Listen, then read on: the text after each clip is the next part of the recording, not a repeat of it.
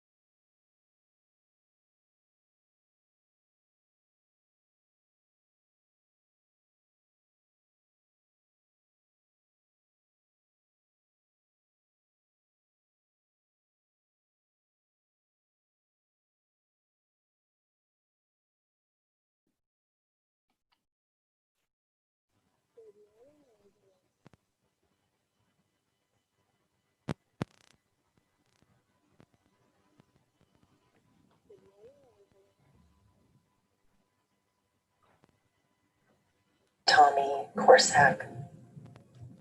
And your mom's been here the whole time. She just went home to take a shower. She's gonna be very upset you woke up when she was gone. A little fake sleepy when I hear her coming. Morning, Angela. Morning, Paula. How are you? I'm good, thank you. Miss Evanoff? Yes, Hi, can I ask what case you're here on today? Brett Coleman. And he's at 9:30. And I was worried about not being able to get it set up correctly. So, Okay. I'm going to rename this one Brett Coleman so we know who it is when it's time to call his case, okay? okay, yes, and he's at 9:30. I've never been on Zoom before, and neither has he. He ran down to the store. He'll be back in a few, Well, but I'll tell you what, we sure appreciate his being so conscientious and yours, okay? yes, because we've never done this before. So I was like, oh my gosh, what if we can't get online? That's all right. So I'm going to put you back in the waiting room for a few minutes until he gets back, okay? Okay, so we're all good then. As soon as you need us, you'll pop up right up. And Yes, it's Brett, it's Brett. I've got it. Okay. I Okay. see it so- right here on, oh, I put NT. Okay, Okay. that's okay. I'm going to correct it. I have the camera blocked right now because I'm in my PJs. That's okay. That's okay. How long do you think he'll be before he gets back? I can call him on his phone. Do you need him before 4th or 9:30? Would that be Well, better? if he's ready, he doesn't have an attorney on the record. We do have the prosecutor ready and the judge. So what Okay. I'll do is I will put you back in the waiting room. We'll wait about 2-3 minutes and then, or 5 minutes, and then we'll call you back in. Okay? Okay, let me call him. Like I said, he ran down to the store and so, Okay. But let me call him because he's planning on 9:30. So, Okay, that's fine. All right. might We'll put you back in the diddle-daddle. waiting room for a few. Okay? okay, thank you very much. I appreciate it. You're welcome. Okay, bye-bye.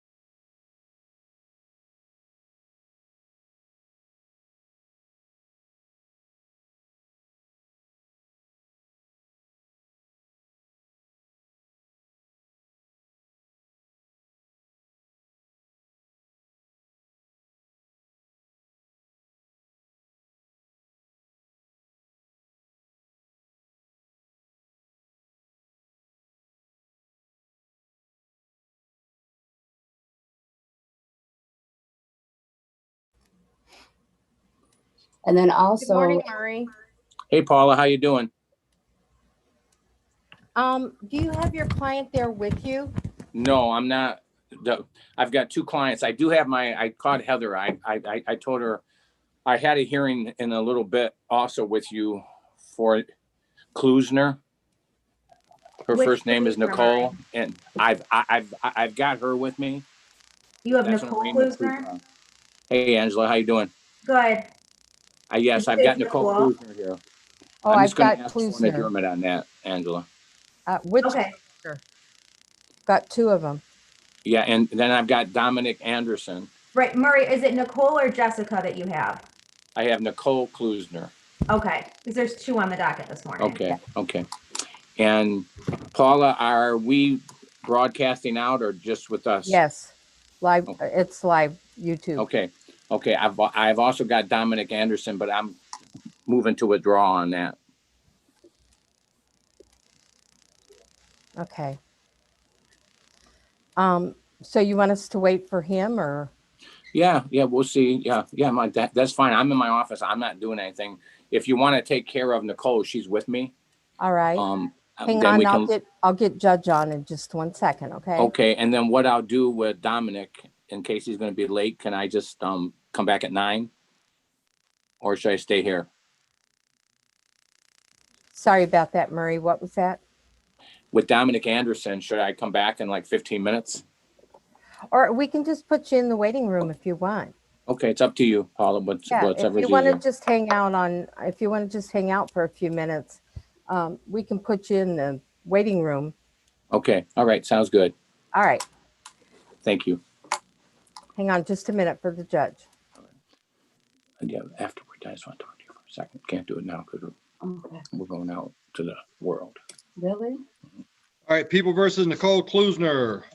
Good Hello, Your morning. Honor. Murray Duncan appearing on behalf of the defendant, and she's with me, Your Honor. Good Good morning. morning.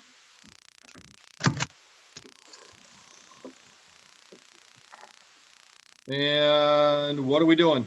Judge, I don't think she's been arraigned, so for purposes of arraignment, my client would waive the reading and she stands mute. Thank you. And as far as the case in chief, Judge, she's got a second matter that's going to be coming in the system. So I'm asking for a 6-week adjournment. I'm trying to take care of both matters at the same time. Angela, do you know if we got any dates for you already scheduled? This is the only one I'm aware of, Judge.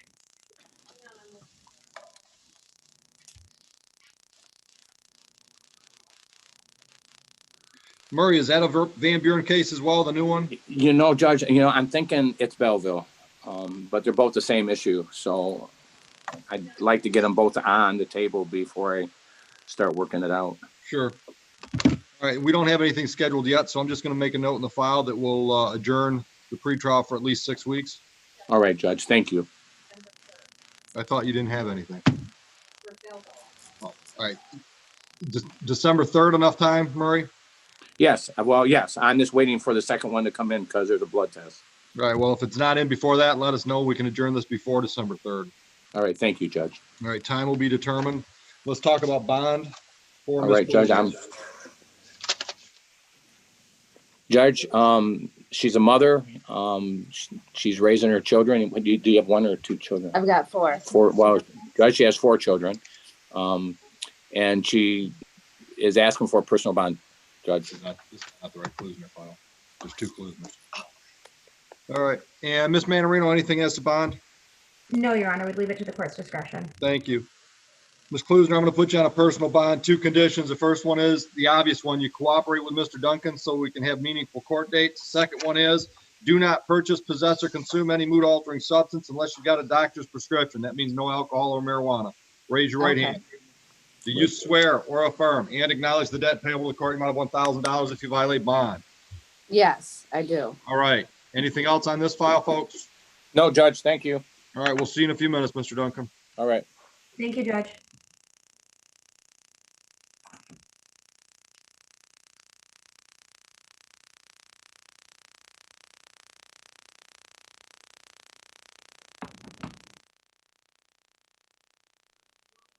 Hello, Angela. Hey, Jeff. Hello. Hey, Jeff. Hello. Judge, I'm just letting you know that we acknowledge that you're in the waiting room. So I'm going to let you hang out there, but just know we do know where you're at. Thank you, ma'am. More than my family does right now. All right. Bye.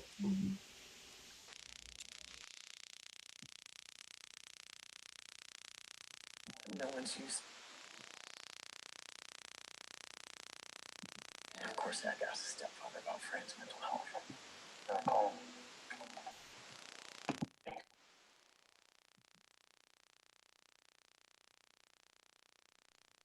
Mr. Coleman, can you hear me? He's not here yet. He's on his way. Okay, put you back in the waiting room. Okay, thank you. So sorry. No problem. Okay. Paula, does Sample have an attorney? You got a sample file? I'll sit over here if you're done with it. Thank you. There's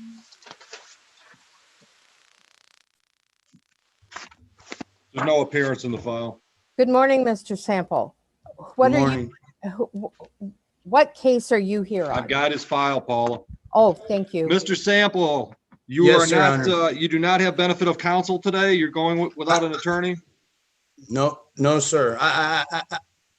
The gentleman you had call me, he called me. He told me that the prosecutor, somebody would be calling me. I've Your Honor, called if I him. may, I haven't heard anything from him, Your Honor. Ms. Manarino, you got any information on this one? I'd like to dismiss both cases against Mr. Sample, Judge. Mr. Sample, any problem with that? No, sir. All right, how'd that work out for you? It worked out very good. Thank you. Okay. Yeah, Ms. I don't know Manarino- what happened. I haven't had any, like the guy, I've called him and he hasn't called me back. So I'm gonna guess that he knew this was gonna happen today and figured you could handle it without an attorney next to you. okay. I do have one question for you, Your Honor. I will have an answer. And Let's I see don't if they know go together. if the prosecutor can help me with this. I was just informed last week that and this is a separate matter, but I have a warrant for child support against me. And I've been trying the friend of the court gave me a number because I know that I could call and talk and try to work something out. I've left 20 messages and nobody has returned a call. I don't know if you guys have any way of trying to, like, a number or anything I can call. I want to get this taken care of. And Here's the nobody. problem. My sister has been waiting for her divorce to be finalized since February. Her attorney cannot get a hold of anybody at the circuit court and he can't go there in person. So Yeah, I mean, I know don't if you've want to got go any down to the state information. police station and get arrested. I'd rather take care of it. And I've left at least 20 messages they gave me the number to like the warrants. My division or only whatever. suggestion, sir, is voicemails don't work now. Yeah. Honestly, because we got the same problem here. We're getting probably on average of 100 voicemails a day. And we don't have anybody that's assigned just to voicemails. We're all running skeleton staff. I'm sure third circuit's the same. So I would suggest you find an email address or snail mail. Send something on a piece of paper. Tell them what you want to do. Maybe you get a response that way. Okay. Well, I appreciate it's just a terrible mess. Yeah, I can imagine from your guys' standpoint. I like I said, I've left 20 messages and I'm like, I just want to take care of this. I'm not trying to run from it. I want to address it, but nobody wants to address it with me. No, but they want to address it. They just haven't gotten to you yet. Gotcha. All right. Well, thank you very much, Your Honor. Thank you for your time. Try something on paper. All right. Thank you very much, y'all. Have a good day. Good luck with that. Thank you very much.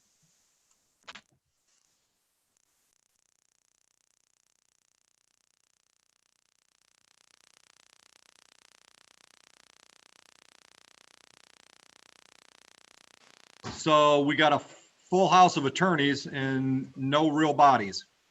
Okay. That's exactly what it looks like. Yep.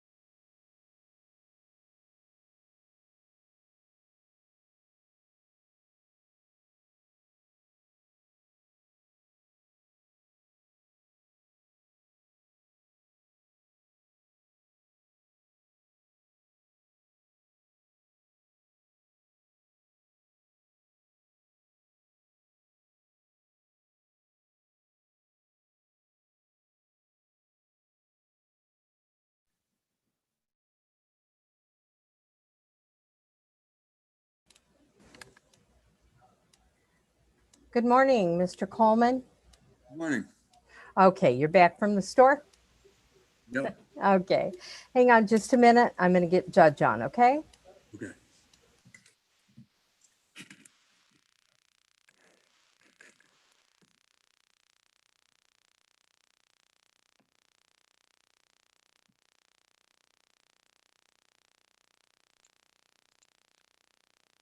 Good morning, Mr. Coleman. My name is Brian Oakley. I'm one of the judges at the 34th District Court. We've got a file with your name on it from August 2nd, 2020. Charges retail fraud, punishable by up to $500 fines plus court costs and up to 93 days in jail. Also joining us on Zoom today is Ms. Manarino, who prosecutes for the Township of Van Buren. Counsel? Yes, Your Honor. Is Mr. Coleman represented by counsel for this? Mr. Coleman, I believe you are not represented by an attorney. Is that correct? That's correct. Your Honor, if Mr. Coleman pleads guilty to the retail fraud charge, we ask the court take that under advisement pursuant to 771.1 for a period of 6 months. All right. Mr. Coleman, what that means is I would set down certain terms and conditions. The main one is no new criminal charges for you for the next 6 months. If you do the things I tell you to do and don't do the things I tell you not to do, then at the end of 6 months, this would be dismissed and it would not stay on your record as a permanent criminal conviction. In your case, it's pretty much you're going to pay some court costs and stay out of trouble. You understand that? Understand. Yep. All right. Do you understand your rights and the options you have because of those rights? Yes. All right. Do you have enough information to make a decision on the offer that Ms. Manarino has made? Yes. What do you want to do, sir? I'd like to plead guilty. Did you try to take some merchandise from a store in Van Buren Township on August 2nd, 2020? Yes. What store was that from? Walmart. And what was the merchandise, sir? I believe it was a Michigan hoodie. Ms. Manarino, are you satisfied? Yes, Your Honor. I am as well. I will accept the plea. Sir, I've got your address on Fenster. Is that right? That's correct. You got a phone number? Yes. 734-318-5442. I'm sorry, 5442? Yes. How about an email? Brett If you Coleman. have one. Yeah. Brett Coleman, 73424. No capitals, no spaces, at gmail.com. All right, Brett Coleman. So first, last, and what was the number? 73424. At Gmail? Yeah. Okay. All right, anything you want me to consider, sir, before I set terms of sentence today? No. Are you working? Yes. Where at? How long? I'm working for my brother's company. What do you do? Waterproofing. Good. Busy or slowing down for the season? It's slowing down a little bit, but I've gotten 2 promotions while I've been there in the last 6 months, so I'm doing pretty good with that. Good. What's the name of the company? I also live with my 76-year-old grandmother, and I'm helping to take care of her because she's not doing so well. Okay. All right. All right. I'm going to go along with the prosecutor's recommendation. 6 months, stay out of trouble, no new criminal offenses. Court costs are assessed in the amount of $400. I can handle the money a couple ways. I can set you up with a regular payment plan, weekly, bi-weekly, or monthly, or I can just give you a due date. Which one would work best for you? Payment plan. Monthly? Yeah. How much? 200. You sure you want to do 200 a month? You can set it up for less and always pay extra. Okay. Yeah, let's set it up for 100. Starting when? Next Friday is November 6th. Right. Let's start it then. All right, payment options. You're local, so maybe the best option for you is to drop it in our Dropbox or pay it face-to-face. You can do a face-to-face transaction Monday through Friday, 9 a.m. to 2 p.m. You can also pay it online, but if you do that, there's going to be some extra fees because we use a third-party vendor to process those payments. Yeah. Any questions, sir? Nope. You're all set. All right, thank you. You're welcome. Oh, one other thing. If you move from that address I've got on Fenster in the next 6 months, let us know where to find you. Okay. All right. Have a great day. Thank you. Warrant files have disappeared, so you just have the Judge, do you want me to bring Murray Duncan back in? His client still has not checked in. And they Yeah, were- we can at least let Murray withdraw. Okay, And that was Armstrong or Anderson. Anderson. Can you, Dominic Anderson. Murray, your client has you not put checked those in words? yet, but Judge, Okay, you take care of your part. all right. Mr. Duncan, your appearance on Dominic Anderson, please, case number 20-0646. Yes, Your Honor, Murray Duncan appearing on behalf of Dominic Anderson. Judge, there's been a serious breakdown in communication between my client and myself. I'm representing him on different matters also. So I'm gonna move to withdraw. I did file a motion to withdraw in the felony case I'm representing him in. So, Okay, and technically, I think he fired me. okay. I'll allow you to withdraw on the misdemeanor. Thank you, Judge. Have a great day. Are you done with us for this today? Yes, I'm gonna send him a letter, Judge. What should what's happening with this case today, just so I can Well, update him. if he doesn't show up in the next 10 minutes, I'm going to bench warn him. But if he Understood. shows up, if he wants to deal with Miss Manarino on his own, he can. If he needs an adjournment so he can hire a new counsel on this one, I'll be more than happy to do that. Thank you, Judge. Have a good morning. You as well. Bye.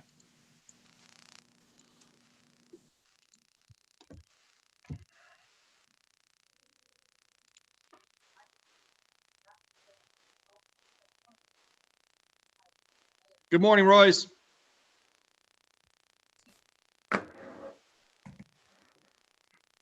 Good morning. Morning, how are you? Impatient. We're not having much luck with defendants. I've had a flurry of attorneys joining us, but none of them have brought their clients with them. I'm assuming you're the same. I'm here for Michelle Evans. Yeah. Haven't She's seen her not yet. here? Haven't Alright, seen her. I'm gonna Seriously, we're not getting any defendants this morning. I'm All gonna right, call so I'm going to kick you back into the waiting room.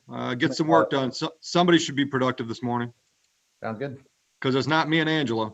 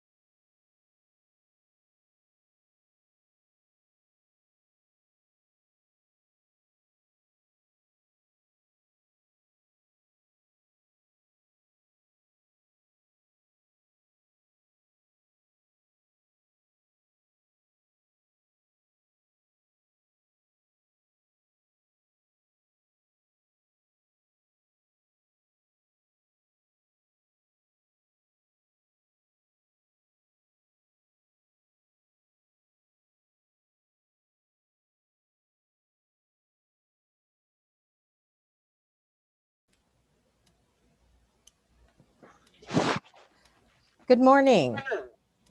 What name is on the docket for you this morning? Mr. Holder? Miss Holder? Good morning. Oh, good morning. I'm sorry. That's okay. Can you tell me what name is on the docket for you? Michelle Evans. Okay, we do have your attorney in our waiting room. Hang on.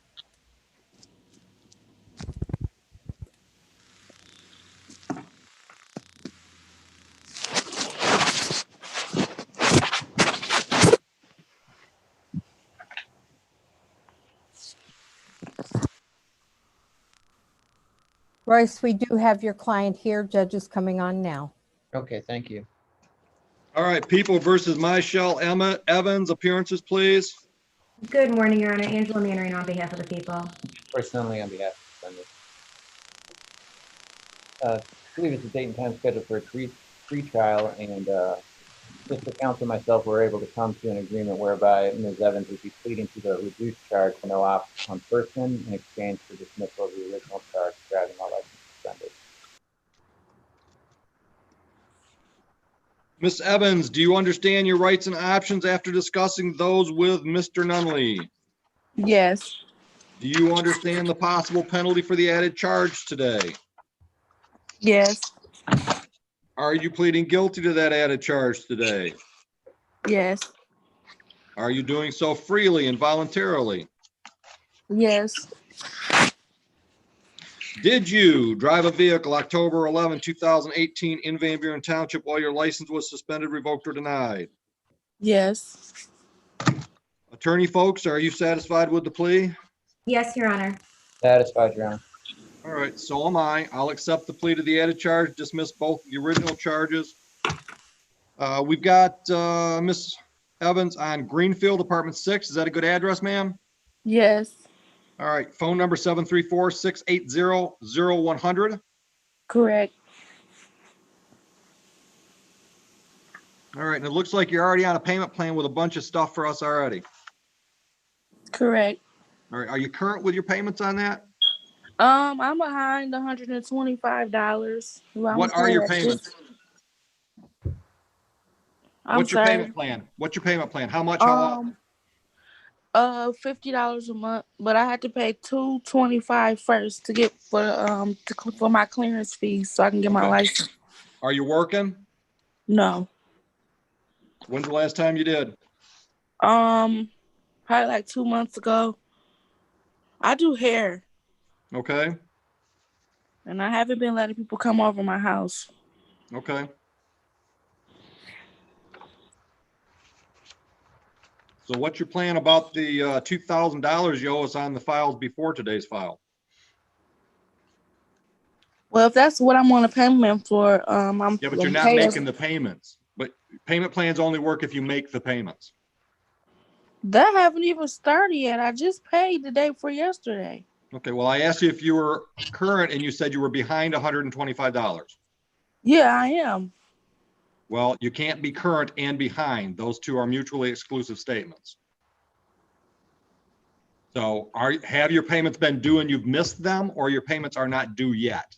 They're not due yet, but I'm trying to. When do they start? I think tomorrow. Okay. And you're going to be on track tomorrow? Correct. Okay. Anything before I sentence on today's file for Miss Evans, Mr. Nunley? I leave it to the court's discretion.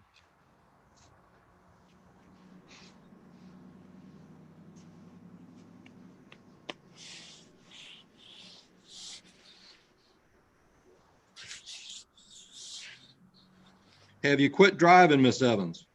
Yes. All right, here's what I'm going to do on this file. I'm not going to assess any fines or costs. I'm going to put you on a 12-month non-reporting probation. If you have any further offenses, criminal or traffic, then I'm putting you in jail. Understood? Yes. Good luck with your payment plan. Thank If you're you. having any problems making payments, Don't miss a payment because the computer will automatically make bad things happen, late fees and penalties. If you're having issues, contact us before you miss a payment so we can make other arrangements with you. Okay. Well, Do you that's have what I any- wanted to say now because I pay two other courts too. That's why I'm behind $125 because I'm Okay, on two I'm other still payments. having trouble with your language. You're telling me you're behind, but you're also telling me your payments haven't started. No, I'm not behind. I have other courts payments to make. And I'm telling you now, like I'm not working. I'm trying to make payment plans to everybody. I'm not behind $125. I haven't paid $125. That's due tomorrow. And I have another two other payment plans due tomorrow too. Okay, so roll the clock back 4 minutes. I asked, are you going to be on track tomorrow? So I'll ask that question again. Are you able to make the payment that you've committed to make to the 34th District Court? Yes. Okay, good luck. Judge. That's my only case for today, so I guess I'm gone. All right, enjoy your day. See ya. See you, Judge, Angela. I have Attorney Joe Hall, but I don't see him on the docket, so I'm going to find out who his client is real quick. There were 2 trespassing charges that he had on the docket. And we sent a plea over. Heather has it. Bradley Bellinger and James Clay. We reduced them both to civil infractions though, so I don't know if he needs his clients to enter that plea. Okay. Do you want me to bring him Bellinger in? and Clay. Yes, Judge. All right, let's get him in. Okay.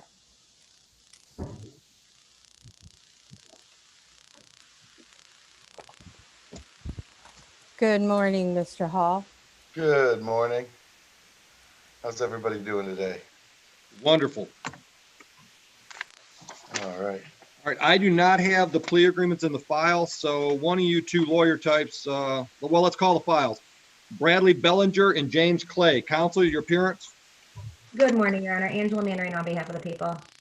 And good morning, Your Honor. Joseph Hall appearing for and on behalf of both defendants, Mr. Clay and Mr. Bellinger, without their presence, but with authority to negotiate and resolve the case on their behalf. All right, and Ms. Manarino says there has been a negotiation and a resolution. What is it? Your Honor, we're going to amend the trespassing charges both to double parking, and both defendants are going to pay fines and costs of $250 each. That's a correct statement, Your Honor. I'm sorry, $250 was the fines and costs? Yes, Your Honor. Counsel, how much time do you need to get money in? Your Honor, if I could just get 14 days, I think these guys are going to pay a lot more quickly than that, but if I could get 14 days just to make it safe and easy. All right, and you already said this, I think. You have authority to enter the plea, and you're doing so. I do, Your Honor, and I admit responsibility on both of their behalves. All right, November 13th works as a due date then? Yes, it does, Your Honor. Thank you. You're welcome. Misdemeanors are dismissed. Thank you so much. It's great to see the both of you. Have a great day. Say hi to Michael. I will do. Take care, you guys. You too. Yeah. Yes. We have Amatu Rahman, who was scheduled at 8:40. He does not have an attorney, but I have a feeling he's going to ask for one.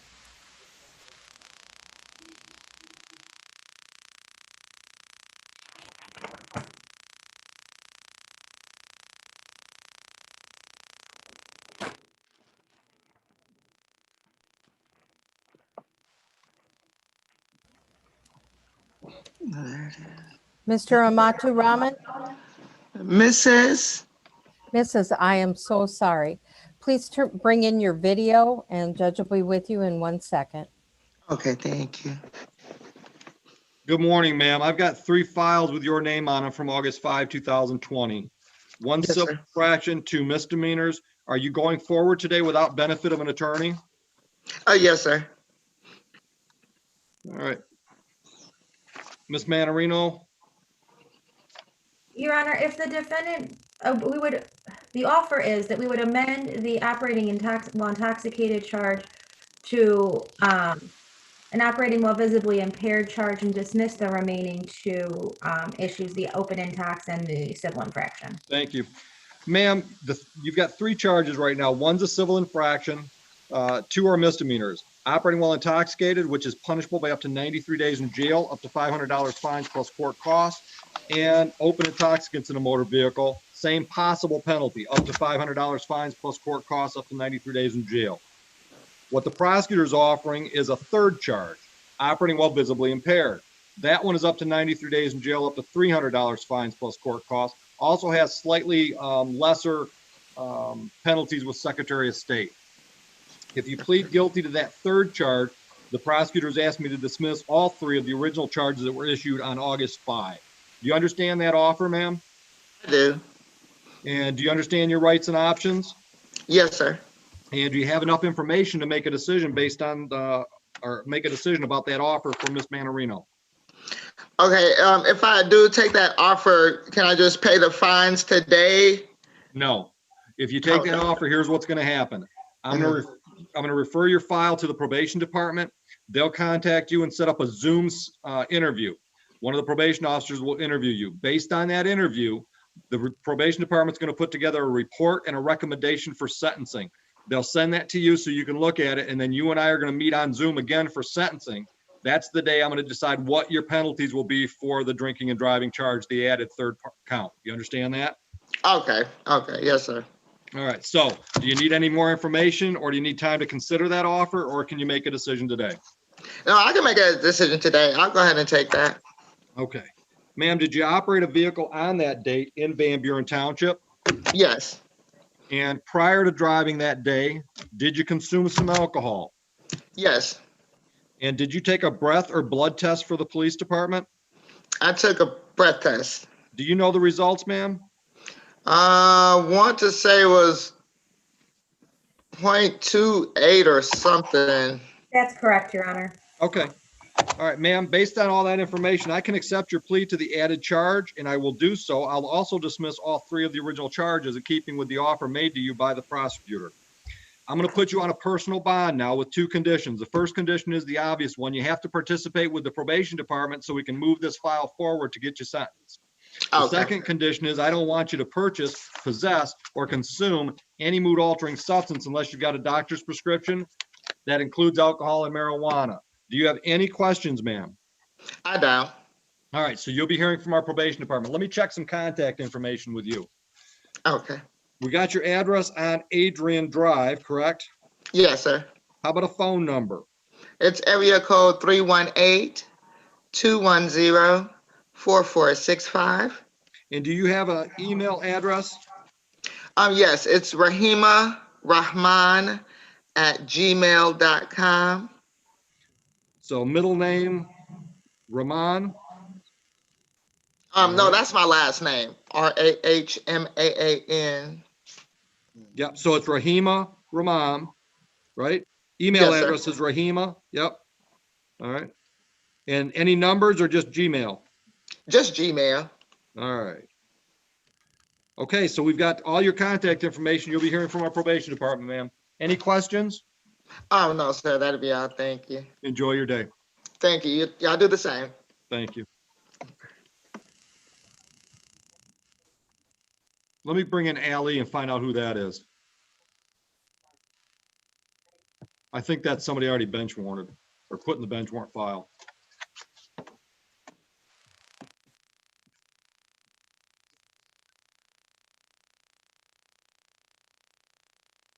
Did you bring in Christy Thomas? Let's find out who they are. You got a file on? Well. All right. Sir, what is your name? Sir, can you hear me?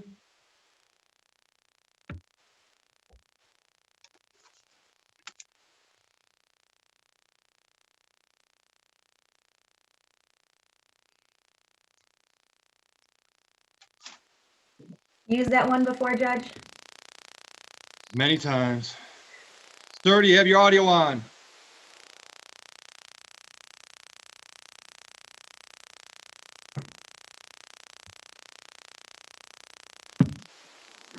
What is your name, sir? Ali Bazzi. Mr. Bazzi, do you have an attorney? I do not. Are you moving forward today without an attorney? Yeah. Ms. Manarino is the prosecutor for Van Buren Township joining us on Zoom this morning. Counsel, what do you have on this file? Your Honor, if Mr. Bazey pleads guilty to the charge, we would ask the court to take that under advisement pursuant to 771 for a period of 12 months. There is also restitution of $248.40. All right, Mr. Bazey, this charge carries a possible penalty of up to $500 fines plus court costs and up to 93 days in jail. Do you understand that? I understand. Do you understand your rights and the options those rights give you today? Yes, sir. All right, so the prosecutor's made an offer. If you plead guilty to this charge, she's going to recommend a delayed sentence. Was that for 6 or 12, counsel? 12, Your Honor. So that means for a year, if you do all the things I tell you to do and don't do the things I tell you not to do, that at the end of the 12-month period, this matter would be dismissed. It would not stay on your record as a permanent criminal conviction. In this case, I'm going to order some court costs. I'm going to order the restitution amount that counsel mentioned, and I'm going to tell you not to get into any more trouble, no new criminal offenses. If you do all that, then at the end of that time period, this will be dismissed. Do you understand the offer made? I understand. Do you have enough information to make a decision on that offer, or do you need some time to consider or more information? No, I'll take the offer, Your Honor. All right. Tell me what happened on September 21, 2020 to make you think you're guilty of this charge. I honestly don't know what happened. It could have been an accidental thing that happened with my phone. I do work at a phone store, and sometimes people pay things with their, with their card on my phone. And on the iPhone, it has Apple Pay and it has autofill. It's a feature called autofill. And let me cut you off. If whatever we're talking about was an accident, I cannot accept the guilty plea. Well, you're pleading guilty to a crime that requires you to have had intent. Either way, because I don't want to, go on and on with it. Doesn't matter what you want, sir. Doesn't matter what you want. If you can't tell me the facts that let me accept the plea, then I cannot accept the plea. I've got a job to do, and I follow the card was used. The card was used, and I will accept the punishment. Okay. I need to know more, Ms. Manarino. Maybe you can fill in some gaps. Your Honor, there was a transaction paid to the 25th District Court for a ticket that Mr. Bazey owed. Ms. Weinkauf's card was used. Ms. Weinkauf was a customer at the cell phone store where Mr. Bazey works. I know exactly who she is. I have spoken to her, and I did tell her I would pay the restitution at the court. Okay. All right. So you used Ms. Weinkauf's card without her permission to pay your fines at another court, correct? Correct. I can accept your plea then. Okay. I've got your address on Payne Avenue. Is that right? That is correct, Your Honor. Do you have a phone number? 313-320-4425. How about an email address? It's A as in Apple, then my last name, BAZZI, 0709@gmail.com. Have you ever been arrested for a misdemeanor or a felony, ticketed or arrested? No. So no criminal history? No, Your Honor. All right. How soon can you present yourself to the Van Buren Township Police Department, sir, to have your fingerprints taken?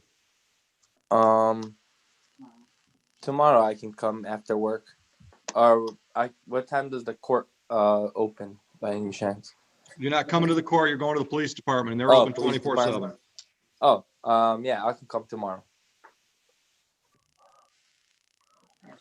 Yeah, I'll go after work. Okay.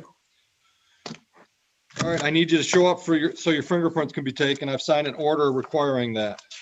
Is there anything you want to tell me before I set the terms of your sentence on this file? No, sir. Counsel, restitution I'll never amount was. Happen again. I'll never Thank happen you. again. I'll hold you to that. Yes. Restitution was $248.40, Ms. Manarino? Yes, Your Honor.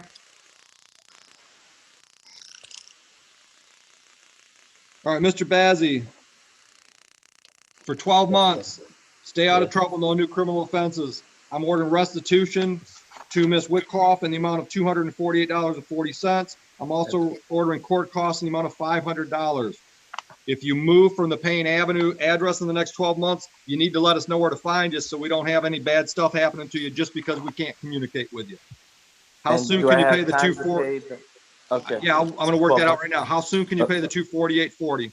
The 248.40, I could pay it because I get paid bi-weekly. I'll pay it not the week coming up, but the week after. So next Friday is the 6th. You can have it done on or before the Yeah. 6th? Yes. All right, as to the 500, you want a due date on that, or you want me to set you up with payments? Payments, please. You want to make monthly payments? Monthly. How Yes, much per right. month? $100 a month. And when do you want to start that? You want to wait 2 weeks after the 6th? Yes, please. You sure that's enough time to do that? Yeah, that would be enough time. All right, that'll be the 20th.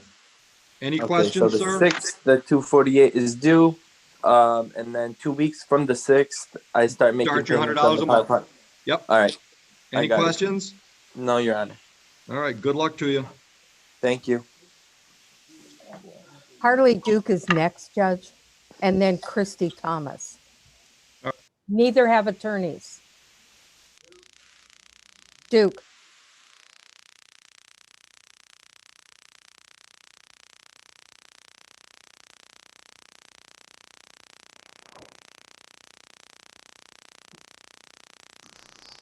Good morning.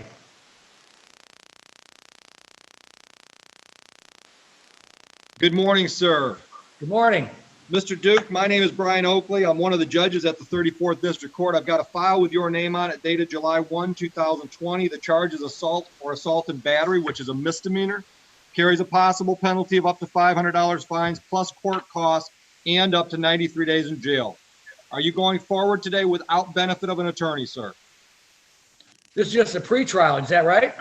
It is. Yes, I'm going ahead without an attorney. All right. Ms. Manarino is joining us on Zoom. She is the prosecutor for the Township of Van Buren. Ms. Manarino, what do you have to say on this file? Your Honor, I did attempt to reach the victim on this matter by phone. I left him a voicemail. I've not received a call back. I would like to have an opportunity to contact him by mail and let him know that I do need to speak with him on this matter. All right. And I think, Paul, that date was December 3rd. All Yes. right. Mr. Duke, any objection to an adjournment until December 3rd? I have no objection, but I'm just kind of disappointed because these are false accusations to begin with. I want to get this over with. Okay. Well, and I'm assuming that's what Ms. Manarino wants to do too. So if she can have some contact with the complainant, maybe we can get it done with earlier. Okay. I mean, I've been thinking about this for months and it's driving me kind of crazy because this is all drummed up charges. All right. I didn't do any of this that they're accusing me of. I can appreciate that, sir. Never did anything. All right. Looks like you have not yet been arraigned, so I'm going to enter a not guilty plea for you. You Okay. understand the rights and options you have today? Yes. Okay, and I've already explained the possible penalty. Yes. All right, Ms. Manarino, what is the alleged victim's name on this file? Oh shoot, Judge. Sorry, hold on one second. Mr. Duke, can you tell me that? Well, it's my neighbor Jerry Routen's kid and his grandson. Corey. His first name is Corey, Your Honor. Last name is Routen. Mr. Duke, can you spell Routen for me, or do you have that, Ms. Manarino? It's Routen, Your Honor. Routen? Correct. Okay. Mr. Duke, is there any reason for you to have any contact with Mr. Routen while this case is pending? No. They have sold their house and moved. That makes it easy for you then. All right, I'm going to put you on a personal bond in order that you have no contact with them. That means if you run into them at Burger King, you turn around and go eat at Taco Bell. Okay. No reason for you to have any conversation with them at all while this case is pending. Understood? Sure. Understood. All right, raise your right hand for me, please. Do you swear or affirm and acknowledge the debt payable to the court in the amount of $1,000 if you violate my bond condition? I do. Do you have any questions, Mr. Duke? No. All right. We'll see you on the 3rd. Good luck. Okay, we're going to do it the same way on Zoom? Yes, sir. And it'll still be a pre-trial just like this? Correct. Okay, because Correct. I don't want to spend money on an attorney unless I need one. That's your decision, sir. Thank you. All right. Judge, I'm going to bring one in to find out who they are. I don't see her on the docket. Go ahead.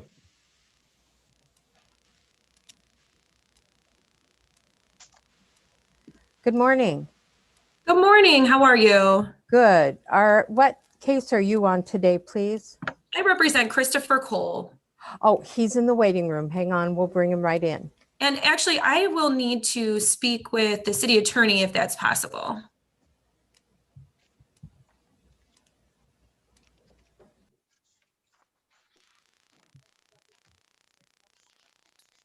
Yeah, but not yet. You can put counsel and Mr. Cole in the breakout room, and I'm gonna have some conversation with Angela before you stick her in.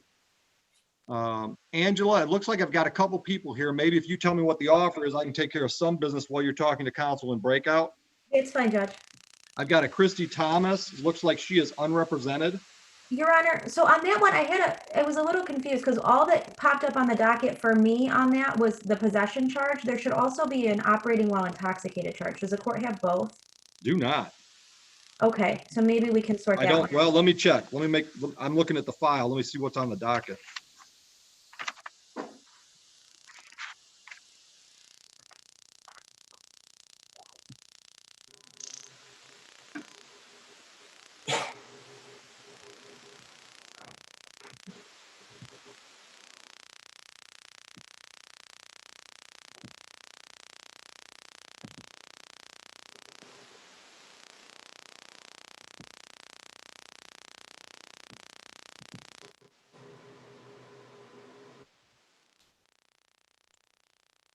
Angela, we've only got one file on the docket from Ms. Thomas.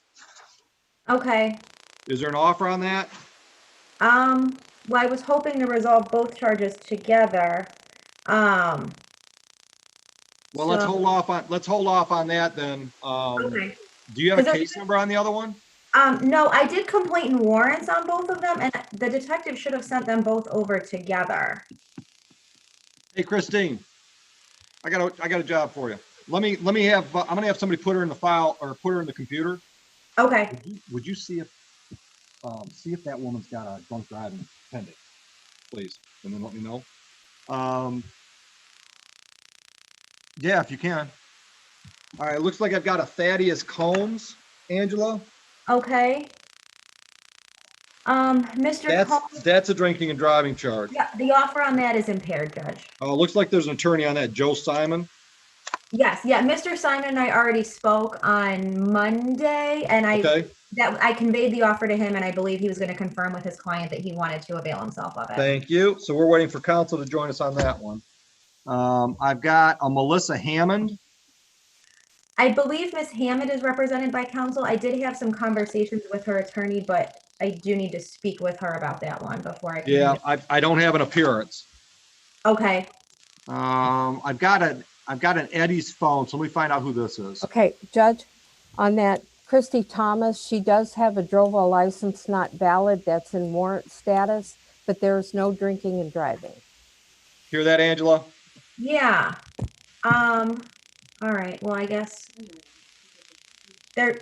I can bring her in and tell her we're going to adjourn it because there's another file out there. Yeah, and then I'll follow up with the detective and make sure that Yeah. he sent both All complaints. right, we'll stick you in the breakout room now. Okay, I'll go there. And understand the defendant is in that breakout. So if you and the attorney don't want him in, just tell him to get out. Eddie's iPhone, are you there? Yes, I'm here. What's your last name? Collins, Collins. Paula, can we relabel Mr. Collins and put him in the breakout room or the waiting room?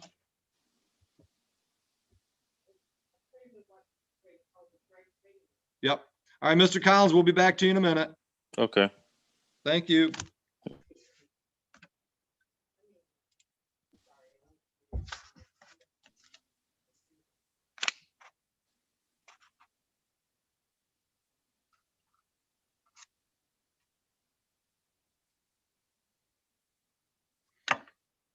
Would you also tell somebody to bring me all 4 pages of the docket? Because that would be helpful.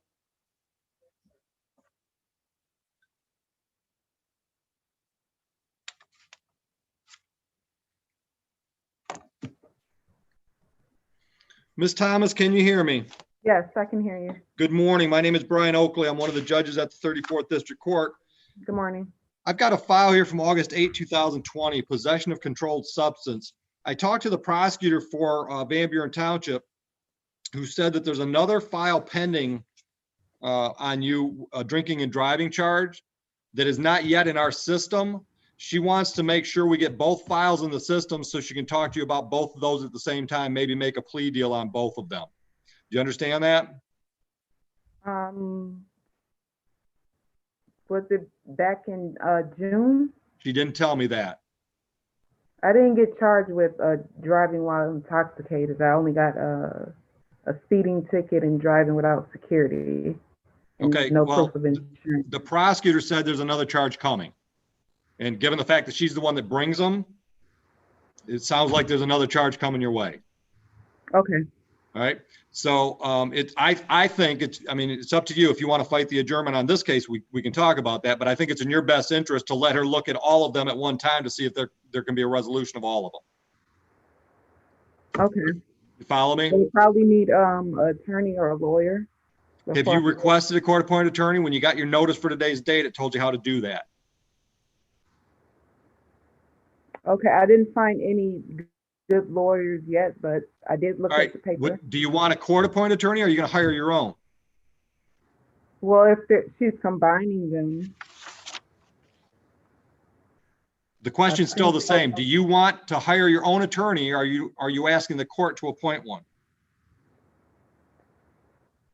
I will see what my options are. I just told you what your options are. You can hire your own attorney, or you can ask me to appoint one for you. Yes, but I don't recall the first case that's coming, so I don't recall everything. Okay, you don't recall what? The case that you said was coming towards me? Drinking and driving charge. But that doesn't change your options for an attorney. Okay. So I still need you to tell me, do you want me to appoint one, or do you want to explore your options to hire your own? I would like the assistance of an attorney, yeah. Say that again, please. I would like the assistance of an attorney. Appointed by the court, correct? Ms. Thomas, you're making this hard for me. I just need you to tell me, are you going to hire your own attorney or not? I said yes. You were just talking over me. All right, you're going to hire your own attorney. No, you will get one for me. All right, so we'll have one of our court-appointed attorneys reach out to you. I need to get your contact information. We're going to adjourn this court case until December 3rd. Hopefully, the next file will also be brought in so they can be handled together. Your phone number is what? 734-589-9266. Your address on Brookview is a good one? Yes.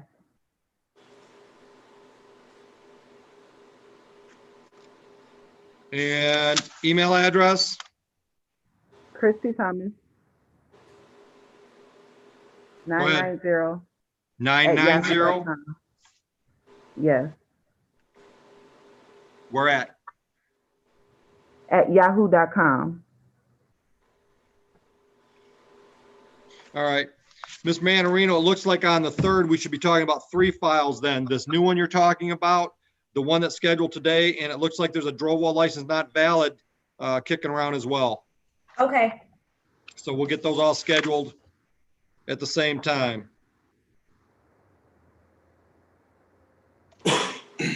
Okay, do you have any questions, Ms. Thomas? Not at the moment. All right, you're all set. Thank you. Ladies, appearances for Mr. Cole's file. Good morning, Your Honor. Angela Manarino on behalf of the people. Good morning, Judge Christina Joseph with and on behalf of Mr. Christopher Cole, who's present via Zoom and who consents to have this proceeding occur over Zoom. Good morning. Ladies, what are we doing? Your Honor, Ms. Joseph and I had the opportunity to speak this morning. We are requesting an adjournment. There are some issues in this case that we need some more time to discuss to see if we can reach a resolution. Ms. Joseph indicated though she's not available on December 3rd, so I don't know if the court has any other dates available. I don't have it at this point. I'll just have the clerks pick something and reschedule. Okay, thank you, Judge. I do apologize about that. That's my one annual problem. family vacation every year that unfortunately. No problem at all. Okay. I think we've got enough work to keep us busy without you. I'm sure you do, Judge. Would you waive formal reading of the complaint for Mr. Cole? Yes, Judge, absolutely. For purposes of arraignment, he'd waive a formal reading and would wish to stand mute to the charges. Enter a not guilty plea. I'm just going to make a note. We're going to adjourn this until after the 3rd of December. Okay, great. All right, let's talk bond for Mr. Cole, counsel. Yes, Judge, he is 35 years old. He lives in the city of Taylor. It's my understanding this is a first offense and his first negative contact with the criminal justice system. He is a business owner. He owns his own construction company. As a result of this, there was also an implied consent issue that we did have a hearing on, and we have currently, excuse me, filed a hardship petition for in the Wayne County Circuit Court. Good luck with that. Thank you very much. We appreciate that, especially given that he does have to drive from different job sites across the Tri-County area, and he is the primary individual who does sales for his construction company, which means he gets the jobs, he sets the jobs in motion, and he employs other individuals. He has about 8 different employees that are underneath him. Given that he has no history of this and he has various ties to the community, we'd ask the court to consider a personal bond in this matter. He retained me, I think, within 24 hours of being released. He will appear at every single court date. He takes this very seriously, and he has no history of alcohol abuse or addiction. It's my understanding this was a very isolated incident, and as counsel mentioned, there are various legal issues within this case. All right, Mr. Cole, I'm going to put you on a personal bond. 2 conditions. The first one's the obvious one. You cooperate with Ms. Joseph so we can move this thing along. Second condition, I don't want you to purchase, possess, or consume any mood-altering substance unless you've got a doctor's prescription. That includes marijuana and alcohol. Do you understand that, sir? Yes, sir. Mr. Cole, raise your right hand for me. Do you swear or affirm and acknowledge the debt payable to the court in the amount of $1,000 if you mess that up? Yes, sir. Any questions for counsel or myself? No, sir. All right. Ms. Joseph, anything else? Nothing further, Judge. You two enjoy your day. Thank you very much. You as well. Thank you. Paula, let's bring Collins in. And then Combs.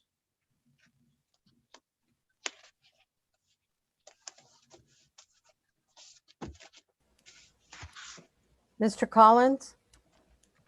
Yes. Okay. Mr. Collins, my name is Brian Oakley. I'm the judge at the 34th District Court. Got a file with your name on it from July 12, 2020. The charge is retail fraud. Possible penalties up to $500 fines plus court costs and up to 93 days in jail. Do you understand that, sir? Yes. Are you going forward today without benefit of an attorney?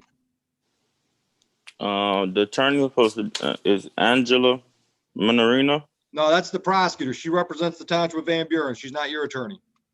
Oh, okay. Do you want to go forward without an attorney that represents you?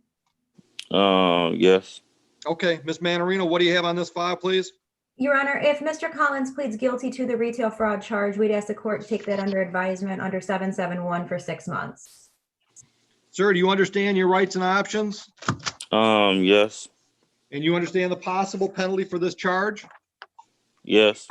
Ms. Manorino's offer means if you plead guilty, I'm going to put you on a delayed sentence. I'm going to tell you certain things you can do, certain things you can't do. Was that 6 months, Ms. Manorino? It was, Your Honor. All right. So that means at the end of 6 months, if you've done everything I wanted you to do and haven't done anything I told you not to, then it'll be dismissed. It will not stay on your record as a permanent criminal conviction. You understand that offer that's being made? Yes. In your situation, what that's going to amount to is court costs and stay out of trouble. No new charges for 6 months. Do you have enough information to make a decision on that offer, or do you need some more information or time to consider it? I'll accept that offer. Sir, did you try to take some merchandise from a store in Van Buren Township on July 12, 2020? Yes. What store? Walmart. What merchandise? Toothbrush.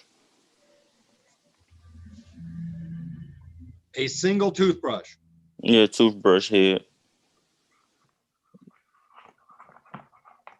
Ms. Manorino, do you have a report? I'm looking for it right now, Judge. Thanks. Mr. Collins, I've got your address on Dale Drive, apartment 303. Is that right? Yes. You got a phone number, sir? Yes.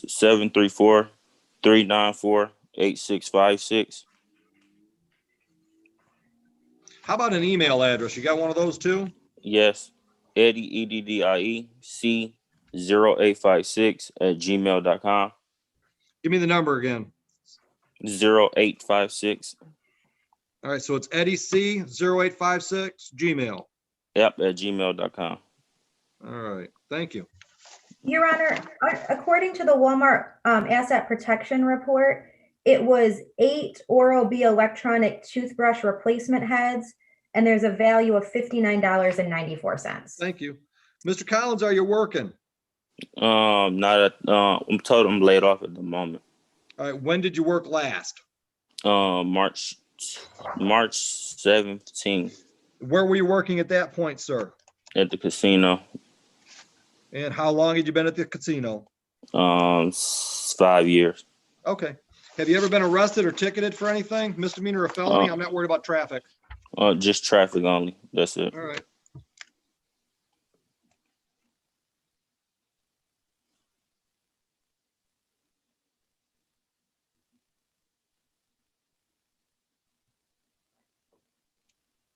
All right, Mr. Collins, I'm going to go along with the prosecutor. I'll delay this for 6 months. Stay out of trouble for that time period. Court costs are assessed in the amount of $400. Can you pay that with a due date, sir, or do you need a payment plan? I could pay that today.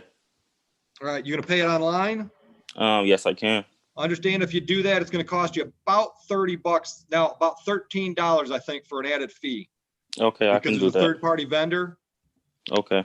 If you want, I can give you the other options. You can come drop it in our Dropbox. You can pay face-to-face between 9 a.m. and 2 p.m. You can mail it to us. With all those options in mind, you still want today as a due date? Yes, I do. So I can come down to your courthouse today? As long as you're here by 2 o'clock, yes, sir. Okay, I can come now. You're sure? Yes. Okay. So once you do that, all you got to do is stay out of trouble. And if you change addresses in the next 6 months, let us know where to find you, because if we think there's been a problem, we're going to send you a notice so you can explain it. If you don't get the notice, this might end up on your record and stay there just because we couldn't talk. Okay. Any questions, sir? No, that's it. I appreciate it. All right. Drive safe. Okay. Sure.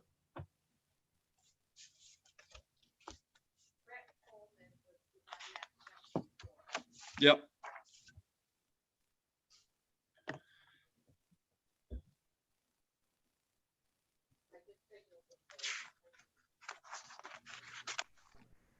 Am I still muted? Nope, you're fine. Mr. Combs, my name is Brian Oakley. I'm one of the judges at the 34th District Court. My file says that you've got attorney Joseph Simon. Have you heard from him?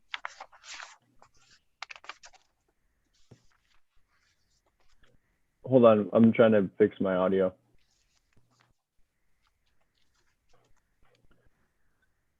How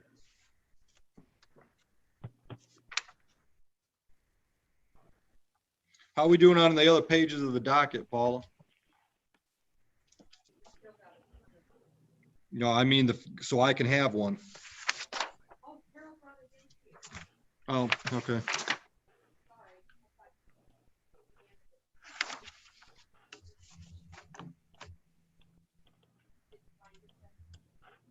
Yeah. Paul, I'm gonna have you call Simon, the attorney. You ready? I'll give you a number. 734-887-6200.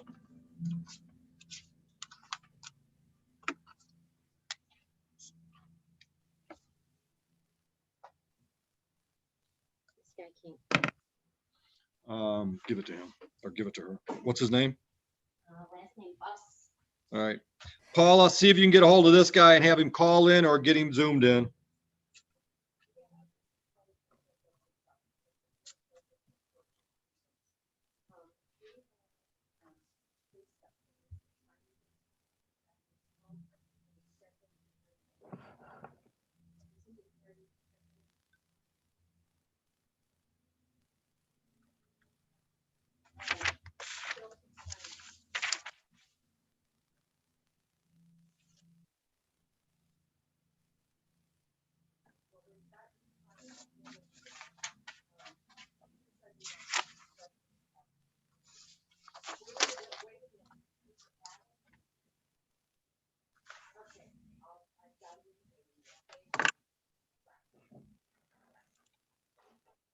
Got that. Too late. Okay, there we go. Got it fixed. All right, People versus Thaddeus Combs. Appearances, please. Good morning, Your Honor. Angela Manarino on behalf of the people. Morning, Stephen Adams, representing Thaddeus Combs. Good morning. I understand there's a plea agreement on this file. Yes, that's correct, Your Honor. And what is that, Mr. Adams? Your Honor, Mr. Combs is going to plead guilty to operating while visibly impaired, and the original charge will be dismissed. Mr. Combs, you understand your rights and options? Yes, Your Honor. And you understand the possible penalty for the added charge? Yes, Your Honor. Understanding all of that, are you pleading guilty to that charge today, sir? Yes, I am, Your Honor. Doing so freely and voluntarily as well? Yes, Your Honor. Mr. Combs, did you drive a vehicle in Van Buren Township on September 7 after consuming alcohol? I did, Your Honor. And did you take a breath test for the police? I did. Yes, Your Honor. Mr. Adams, would you stipulate that that test result was 0.08 or more? Yes, Your Honor. Satisfied with the plea, Mr. Adams? Satisfied. I'll accept that plea and dismiss the original charge. Mr. Combs, I'm going to refer you to our probation department. They're going to reach out to you. They'll contact you, schedule a Zoom interview. Based on that interview, they'll put together a report and a recommendation for sentencing. They'll share that report with you and Mr. Adams. They'll share it with me. The three of us, Mr. Adams, yourself, and I, are going to get together at a future date for a sentencing date where we'll be able to discuss that report and anything else you two want me to hear. And at that point, I'll decide what your sentence term should be. Do you have any questions about how that's going to happen from here? No, Your Honor. Thank you. All right, you've got a bond. I'm going to continue that bond. One of the conditions of that bond is you do not purchase, possess, or consume any mood-altering substance unless you got a doctor's prescription. That includes alcohol and/or marijuana. I've got your address on Emmett. Is that a good one? That's a good one, Your Honor. How about a phone number for you, Mr. Combs? 734-620-5067. And if you've got an email address, I'll give that to my probation department as well. Yes, it's going to be THADDEUSDC@gmail.com. So first name, DC@gmail. You got it. All right, Mr. Adams, anything else we can accomplish today? No, thank you, Your Honor. All right, have a good day, gentlemen. You as well. Transfer who in here? What's his name? Bus, BU?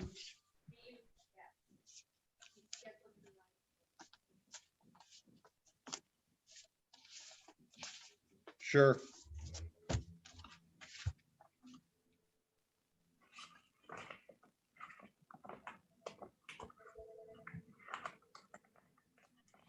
Mr. Bus, can you hear me?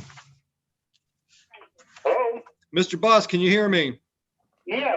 My name is Brian Oakley. I'm one of the judges at the 34th District Court. I've got you on my speakerphone in the courtroom. Joining us by Zoom is Miss Manarino, who is the prosecutor for Van Buren Township. Understood. Yes. Sir, I've got a file dated May 30, 2020 with your name on it. The charge is assault or assault and battery, which is a misdemeanor. Carries a possible penalty of up to $500 fines plus court costs and up to 93 days in jail. Do you understand that? Yes. I understand that you are going forward today without an attorney. Is that correct? Yes. All right, Miss Manarino, what do you have to say on this file, please? Your Honor, if Mr. Buss pleads guilty to the charge, we'd ask the court to take that under 771 for a period of 6 months. All right. Mr. Buss? No, I don't plead guilty. Yeah, go ahead. The offer is a guilty plea under a delayed sentence, which means if you do the things I want you to do in that 6-month period and don't get into any more trouble with the law, then this charge would be dismissed. It would not stay on your record as a permanent criminal conviction. Do you understand the offer, sir? Yes, I understand. I understand, but I will take not guilty because the accusation I was in the store with no mask, and because I don't get out right away, and they call the police, but when the police they come, I was in the parking lot. Okay, so would you like to set this case for trial? Is that what you want to do? Yes. Okay, please. understand, sir, because this is a criminal case, you have two options for trial. You have a right to a bench trial and you have a right to a jury trial. Do you understand the difference, or can I explain those for you? I don't understand, I'm sorry. Okay, with a bench trial, the judge, in this case it would be me, is going to make all the decisions. So after the trial, the judge would decide what the factual questions, those answers would be given by the judge. And if there was a legal question, the judge would make that decision as well. With a jury trial, the law would still be up to the judge to decide, but the facts would be decided by a jury. Do you understand the difference?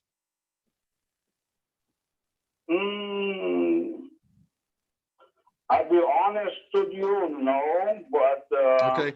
Is there a reason you did not seek the advice of an attorney today? I'm sorry, can you repeat one more time, please? I can. Is there a reason you did not want to talk to an attorney and get some assistance from an attorney that represents you? Oh, okay. Your Honor, if I may. I'm gonna speak with the attorney to represent me. All right, you plan on hiring an attorney, sir? What attorney? Are you going to hire your own attorney? I think so. Okay. Yes. I can adjourn this matter until December 3rd to give you time to hire an attorney if you'd like me to. Yes. Okay, Ms. Manarino, any questions? No, Your Honor. All right, if I understand correctly, this alleged incident took place at some store in Van Buren Township. Is that right, Ms. Manarino? At Menards, Your Honor. All right.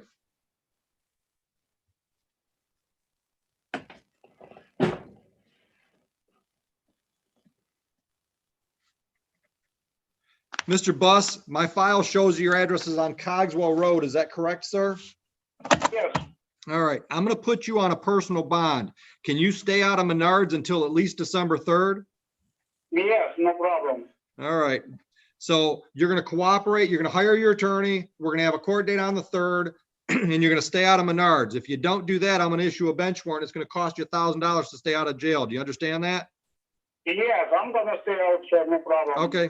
All right. Do you have any questions for me, Mr. Buss? No, so this is gonna be in December 3rd, 2020, right? Yes, sir. So you want to get your attorney on board soon. Okay, thank you so much. All right. You're welcome. Do you want me to find out who they've got in the airport police lockup first, or you want me to bring in the Melissa Hammond? She's been waiting for quite a while. Do both. Bring her in and then bring them in and ask them. Good morning. Good morning. I might be on the wrong channel. I'm Corporal Walter from the Wayne County Airport Police. I'm scheduled to appear for an informal hearing. Oh, okay. Yeah, you are in the courtroom. Okay, yes. If you could, I'm trying to figure out the system. Another officer is using our usual computer.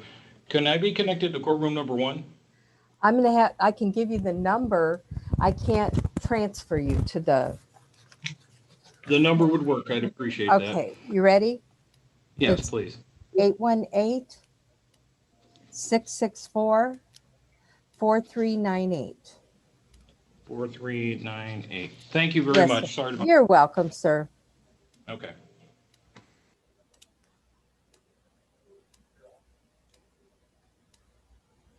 Miss Hammond?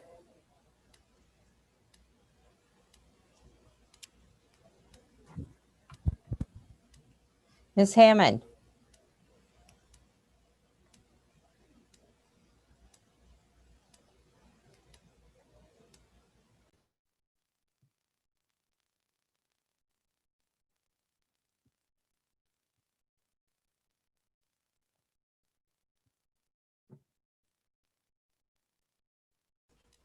Judge, she wasn't paying attention. She wasn't ready. Yep, I'm just going to kick her out. I'm going to bring in Zach Blaze. He was next. Yep. No attorney. No attorney. I'm sorry. Yep.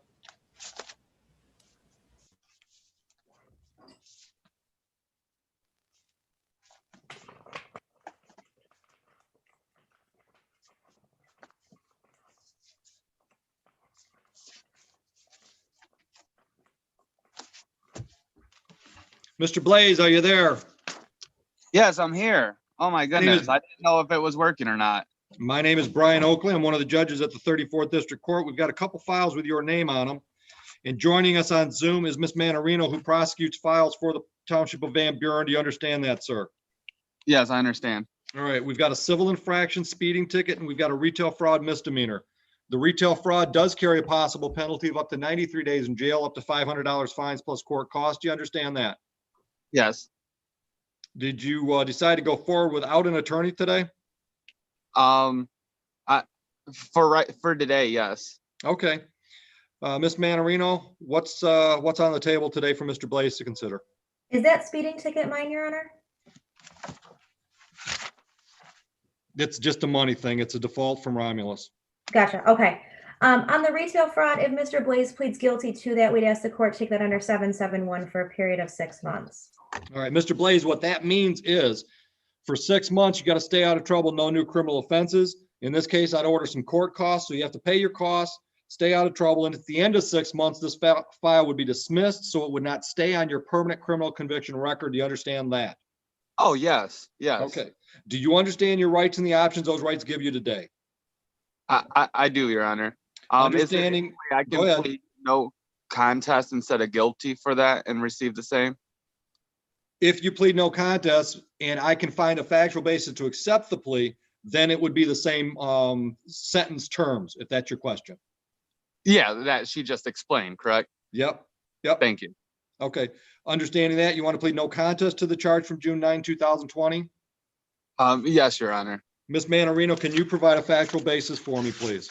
Your Honor, on June 9th of 2020 at approximately 5:12 p.m., the defendant was at the Walmart store on Belleville Road in Van Buren Township, selected merchandise from the shelf, went to the checkout, self-checkout area, swiped the price of cheaper merchandise and left the store with more expensive merchandise. The amount of the merchandise in the difference in price is $43.97. What kind of merchandise are we talking about, please? A kite and some beach towels. Okay.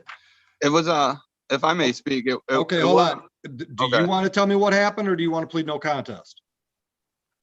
I don't know the I'm difference. okay either way. I don't know the difference, I guess. Okay, with no contest, what you're saying is, Judge, I'm not fighting the charge against me. Okay. So that way that's why I need to get the facts somewhere other than you. Oh, okay. Okay.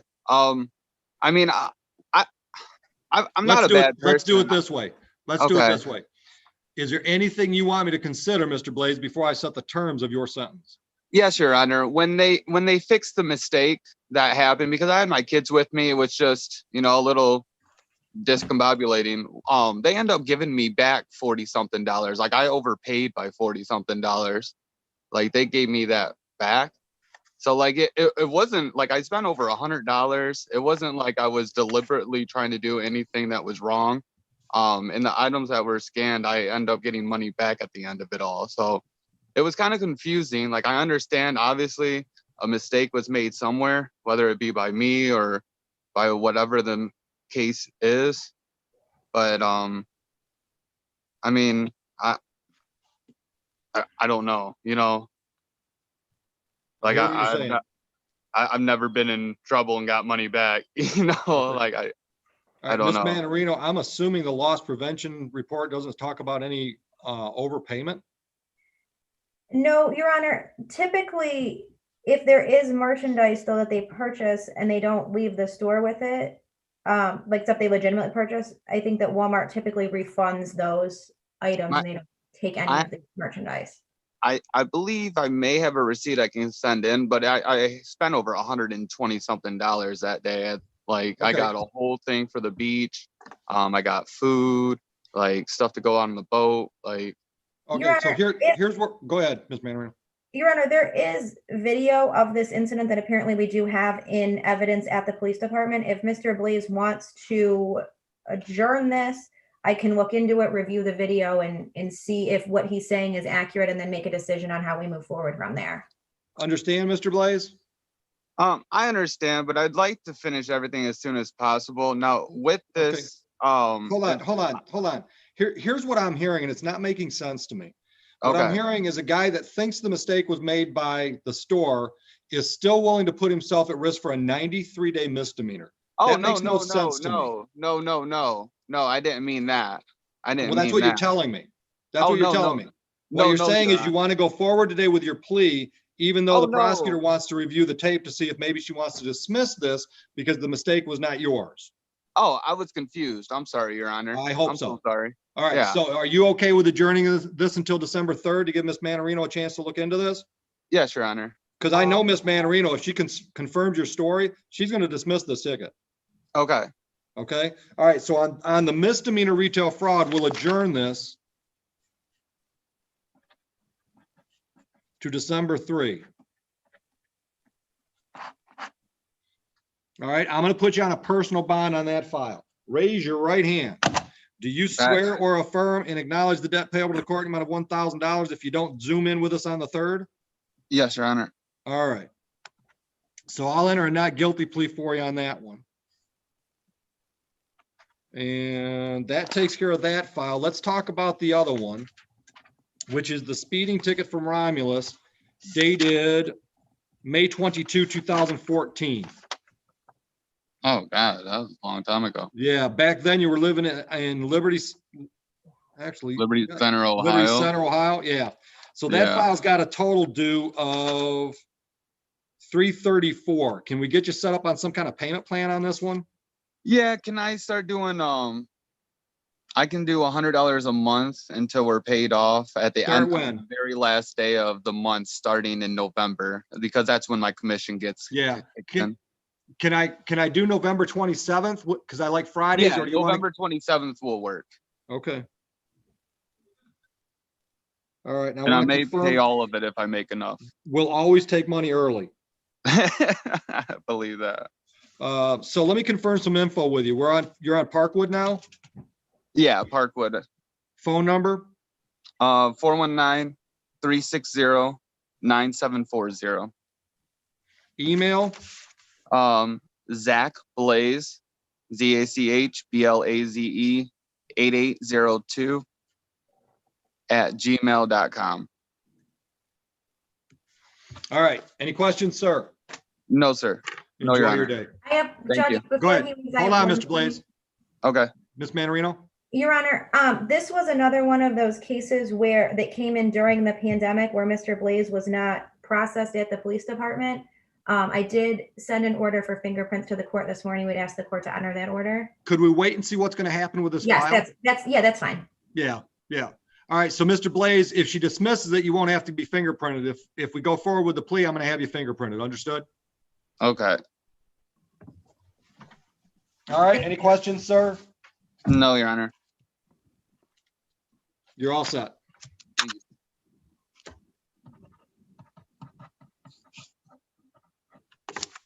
Paula, who's I'm going next? to bring in John Grassel. He's next. Okay.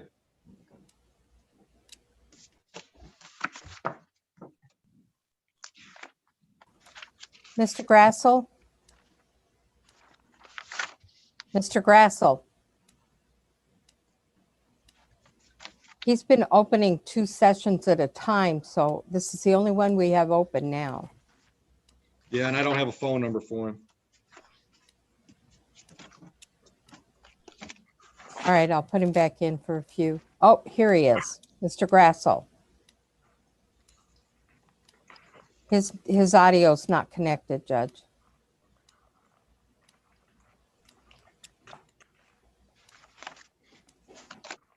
Mr. Grassel, can you hear me? You got a sign yet, Paula? Oh, you don't have video. No, I don't.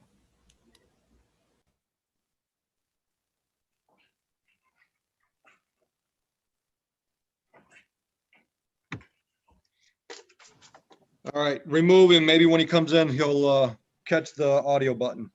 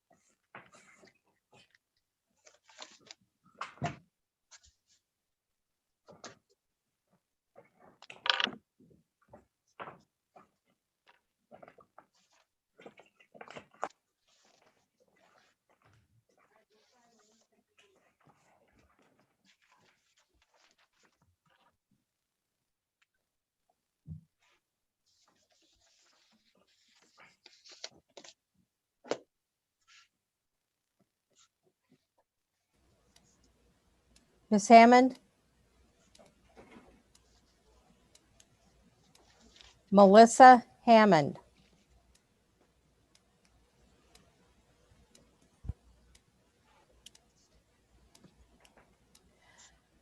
Melanie. Breaking out. Melanie Bates, Judge.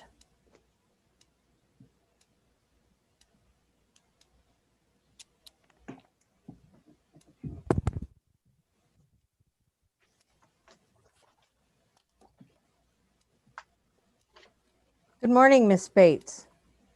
Good morning. How are you? Good. I'm fine, thank you. What case are you here on, please? Melissa Hammond. Okay. We keep trying to bring her in, but she's not paying attention. I'll bring her in again. Okay, thank you. Thank you. Yeah.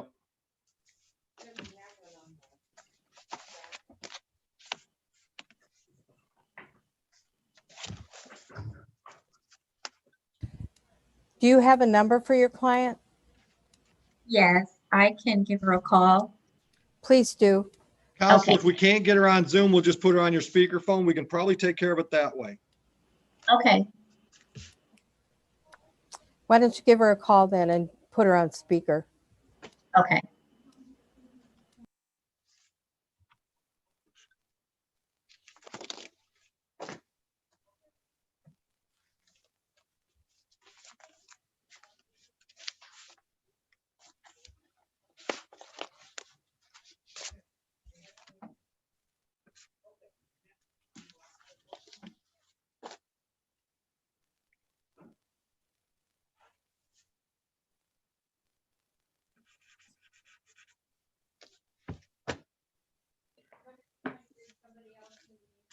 Anybody?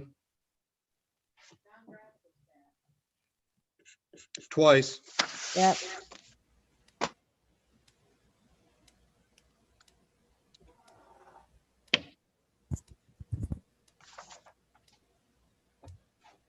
He's trying to join.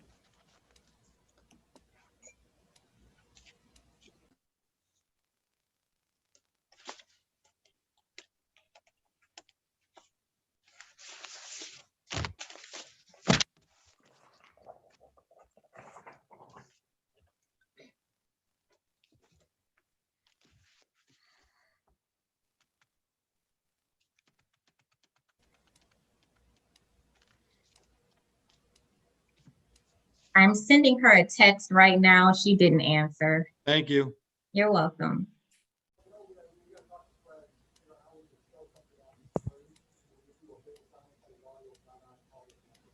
Okay, I'll take care of that today.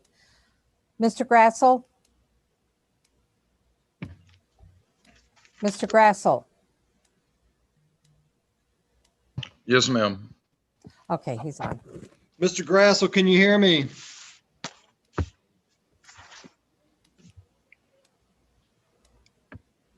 It's skipping. Yeah, I can hear you now. It's skipping in and out every once in a while.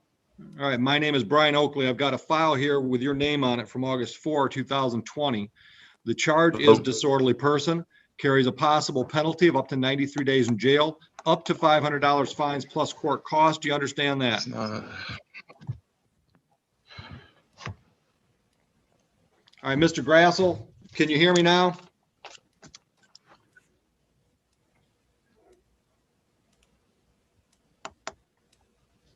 Mr. Grassel? I think he froze. The audio isn't working. All right, Mr. Grassel, call this phone number I'm showing on the screen. Copy? Yeah, I can't hear you. Sir. Call this phone number. Can you see the phone number I'm showing you on the screen?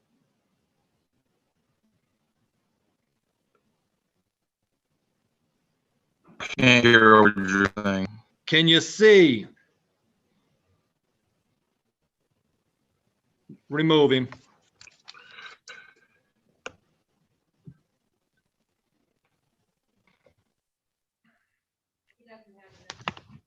Nope.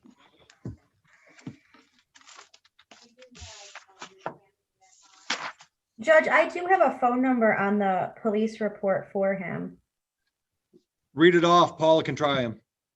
734-469-1026. Got it. Thank you. Miss Bates, are you there? Yes, Judge, I'm here. All right. Miss Hammond, can you hear us? I can now, yeah. Hi, good morning. Good morning. Miss Bates, your appearance for Miss Hammond, please.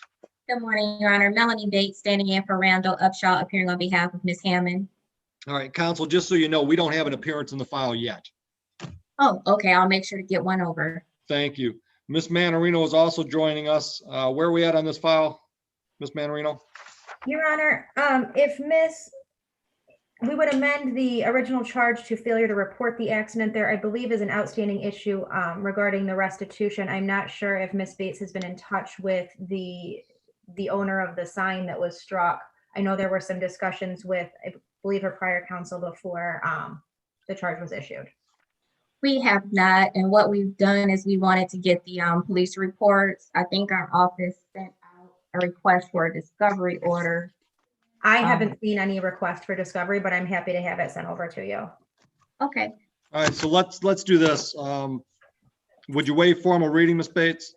Yes, Your Honor. I'll enter a not guilty plea. Let's adjourn this until December 3rd so you ladies can have some conversation. Does that work? Yes, sir. All right. And Miss Hammond, we've got your address on Starling. That's a good one.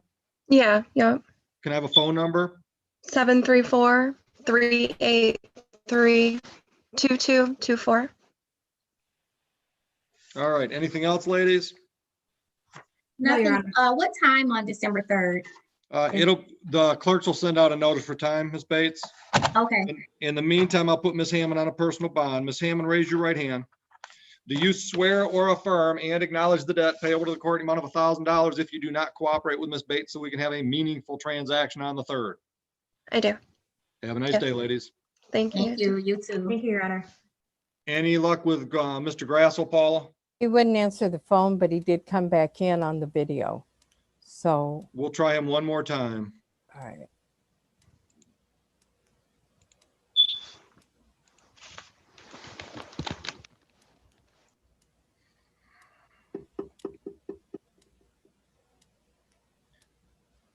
Mr. Grassel? There he is. Mr. Grassel, can you hear me?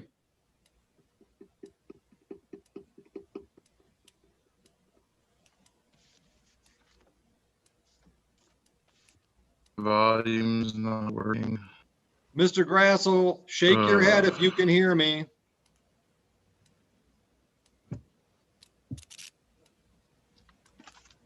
He froze again. I'm done wasting time with Mr. Grassel. Don't let him back in. We'll renotice. Yes, but it's really slow. So can you hear me now? Mr. Grassel, Yes, can yeah, you I hear didn't me? get. I only got lips on that one. I didn't.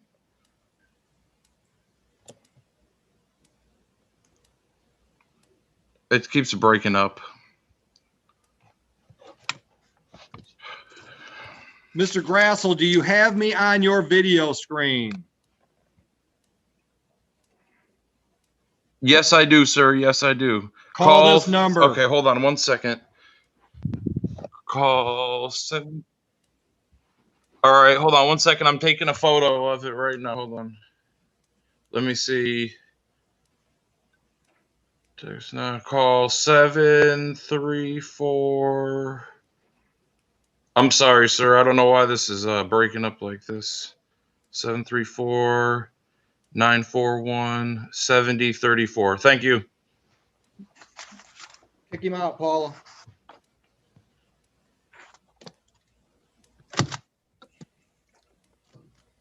We have Kira Goldston next. Mr. Grassel, can you hear me? Yes, sir. All right, I've got you on my speakerphone in my courtroom. I've got the prosecutor for Van Buren Township on Zoom. Understood? Okay.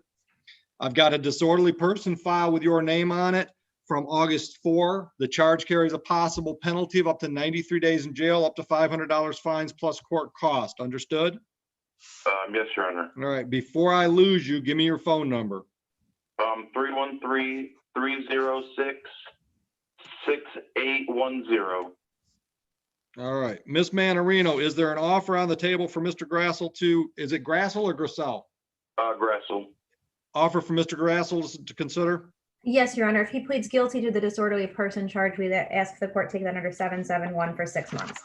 All right, sir, the offer is you plead guilty, I delay sentence for 6 months, tell you to pay some court costs and stay out of trouble. If you do all that, then at the end of 6 months, it would be dismissed. It would not stay on your record as a permanent criminal conviction.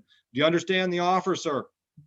Yes, Your Honor, and I would be willing to plea out to that. All right, can you tell me what happened on August 4, 2020 to make you think you're guilty?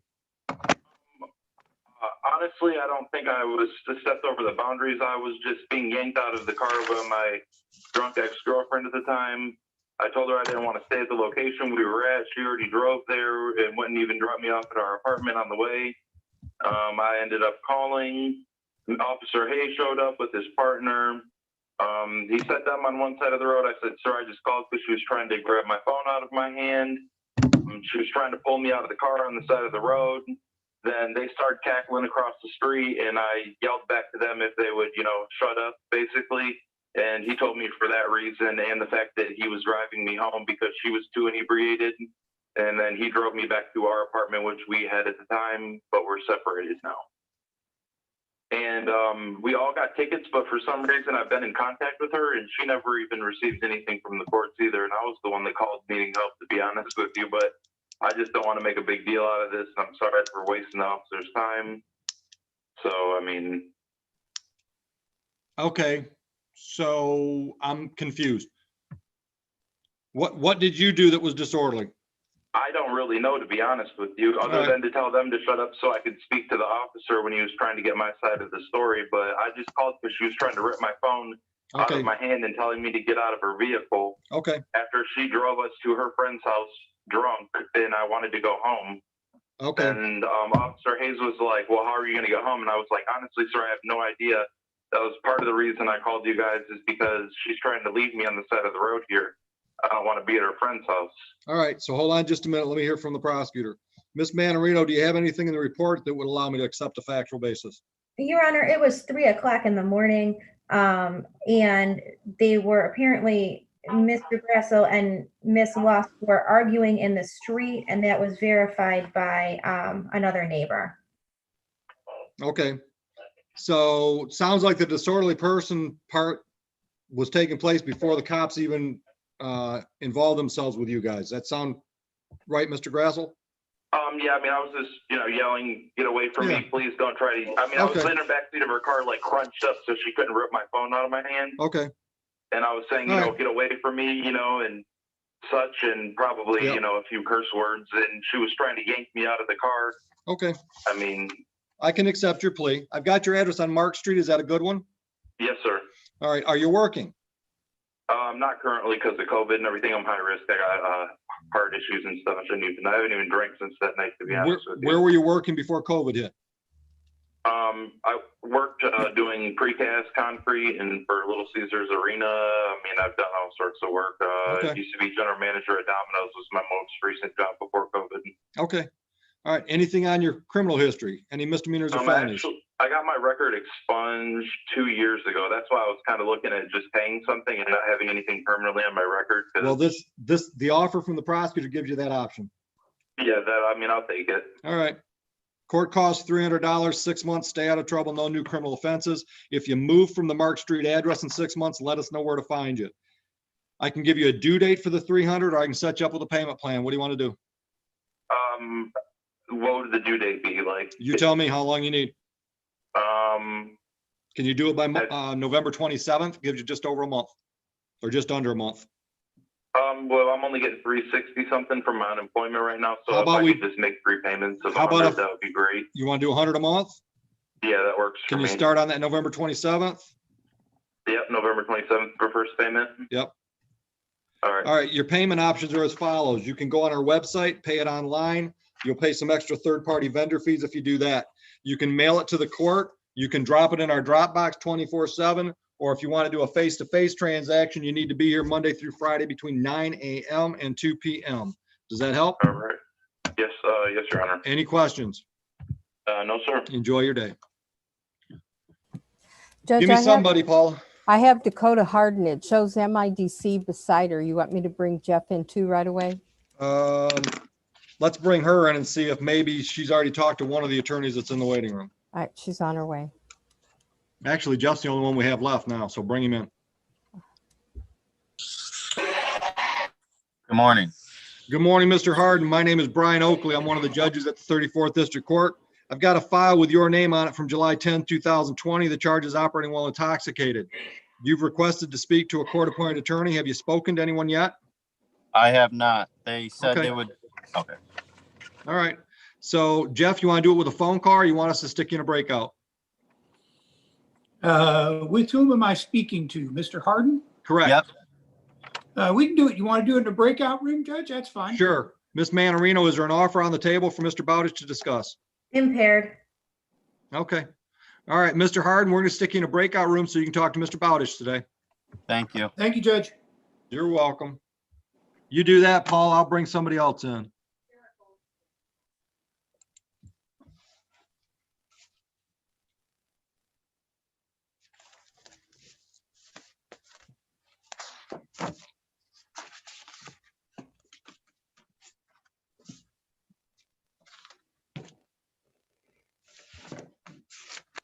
Ms. Goldston, can you hear us?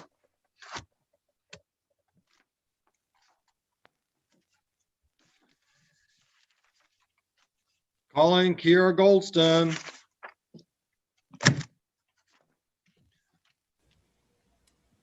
Ms. Goldston, can you hear me?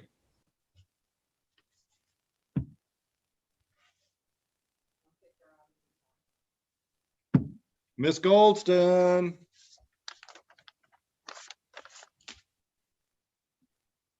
You have no audio.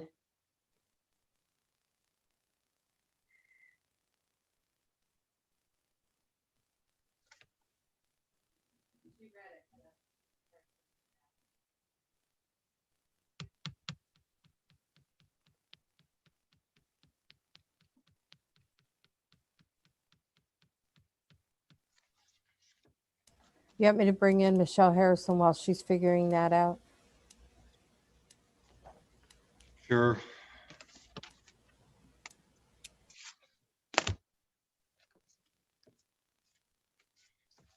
I think we've tried Miss Harrison before too, haven't we?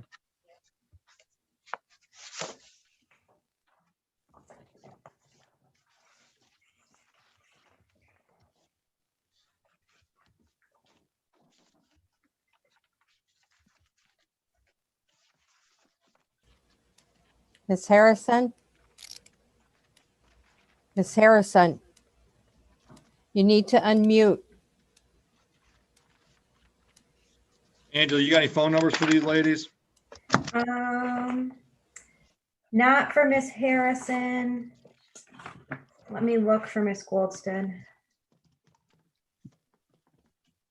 Hi. Can you hear me? Who are you? I'm fine. How are you? What's your name? Can you hear me? Miss Harrison, Michelle Harrison. All right, you've got terrible audio. Can you hear us? I'm sorry. Ms. Harrison, call 734-941-7034. 734-941-7034. 7034. 7034. 7034. Where's my other phone?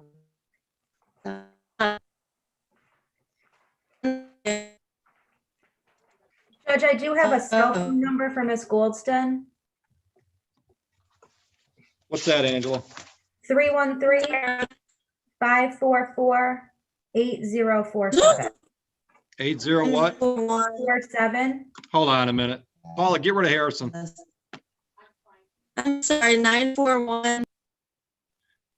544. 8047.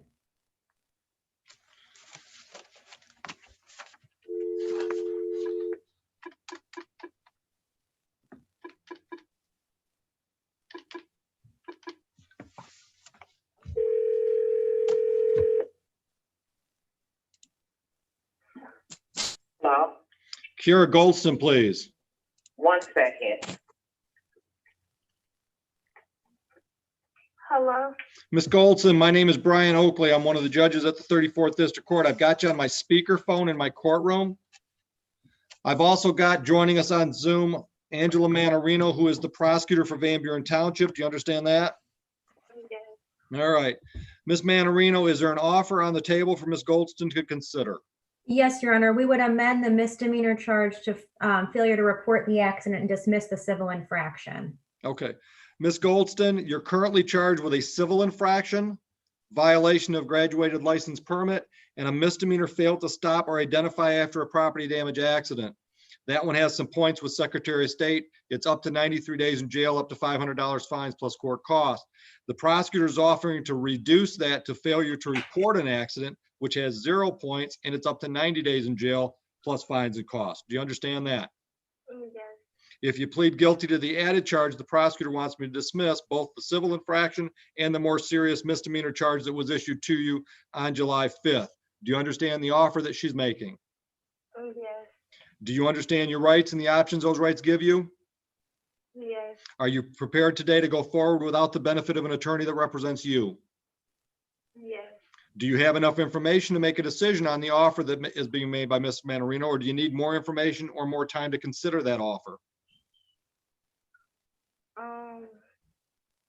No, I don't need more time. What do you want to do?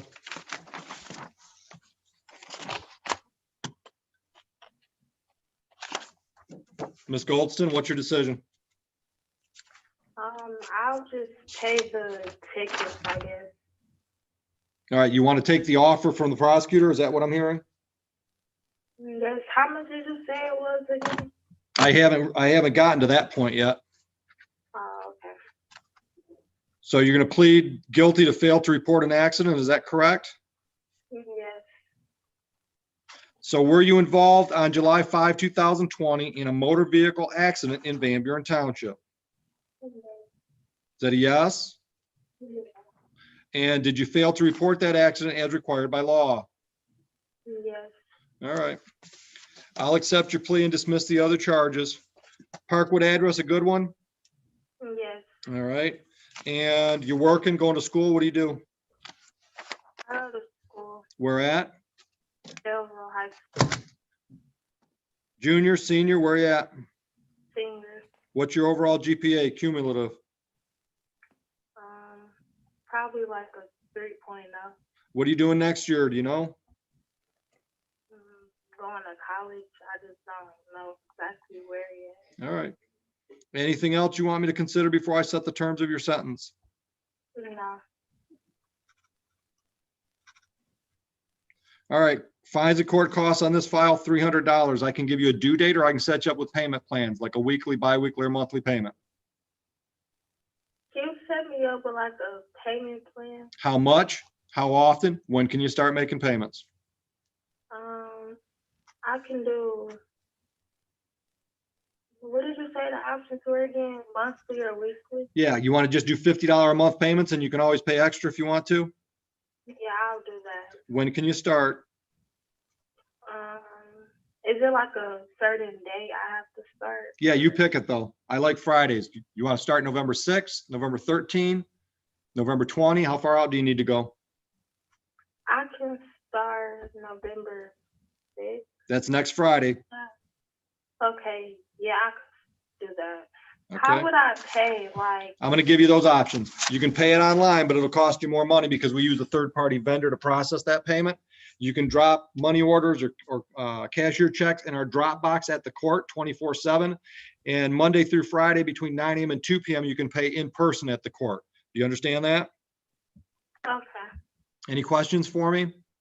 No, but is there a way like I can get this information sent to like my email or something so I can like know everything?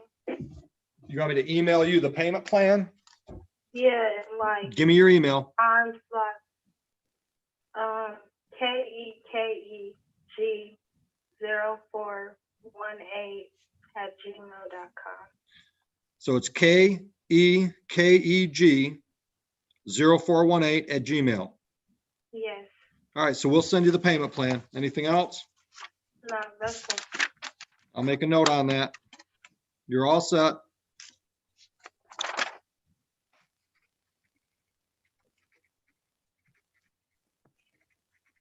Okay, I'm going to find out who this Galaxy is. Okay.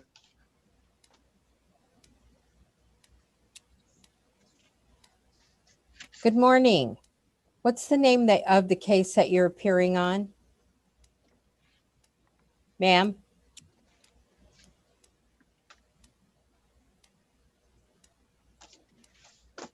Ma'am? Oh, she's not connected.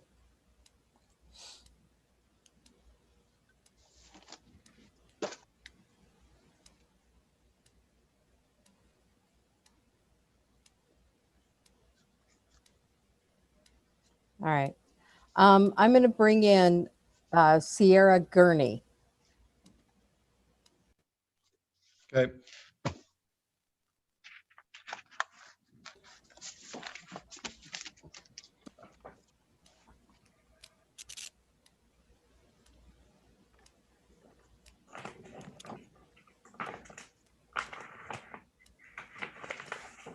Miss Gurney, can you hear me? She's trying. Yep, I think I got it. Sorry. Miss Gurney, can you hear me? Yep, I can hear you now. Miss Gurney, my name is Brian Oakley. I'm one of the judges at the 34th District Court. I've got 2 files with your name on them. From August 4, I've got a retail fraud misdemeanor. From June 25, I've got a fail to stop or identify. Each one of these is up to $500 fines plus court costs. Each one up to 93 days in jail. Do you understand the charges and the possible penalties? Yes. Joining us on Zoom is Miss Manarino. She is the prosecutor for Van Buren Township. Miss Manarino, what do you have on these files? Your Honor, as to the retail fraud, there's no offer on the failure to stop charge. If we would amend that to failure to report. Okay. Go ahead. With the fail to stop, I actually went and talked to the people after. I didn't stop at first just because I was scared, but I went back and I offered to pay, but they said if I fixed it, it was fine. And I have proof that I went back and fixed it. And Okay. Do you understand? Do you understand the offer that Miss Manarino is making? Oh boy. Do you understand the offer that Ms. Manarino is making on that fail to stop or identify charge?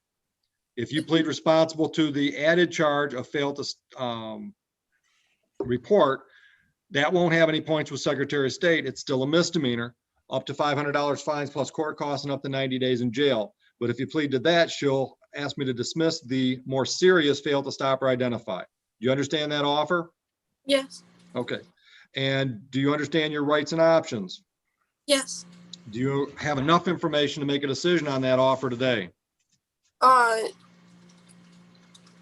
I always hear that you're supposed to talk to the attorney in private. No, Okay. no, I don't know. Okay. All right. So you want to talk to a court-appointed attorney? This attorney doesn't represent you. Ms. Manarino represents the township. So if you want to talk to a court-appointed attorney, we can make that happen. Okay. All right. So we'll put you back in the waiting room till we can set you up with an attorney. Okay. Sorry. You're all right. Thank you.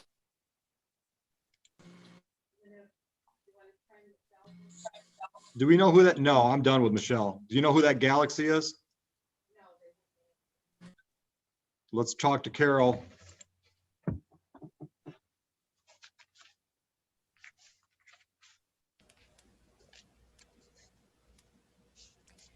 Miss Carol, please bring your audio in and your video.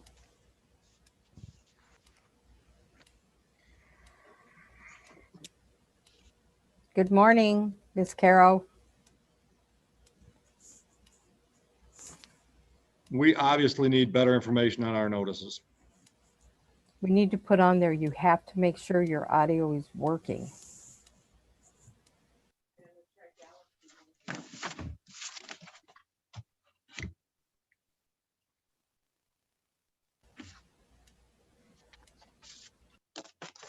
Looks like we got Miss Carol in. Yeah. Miss Carol, can you hear me? Turn your audio on.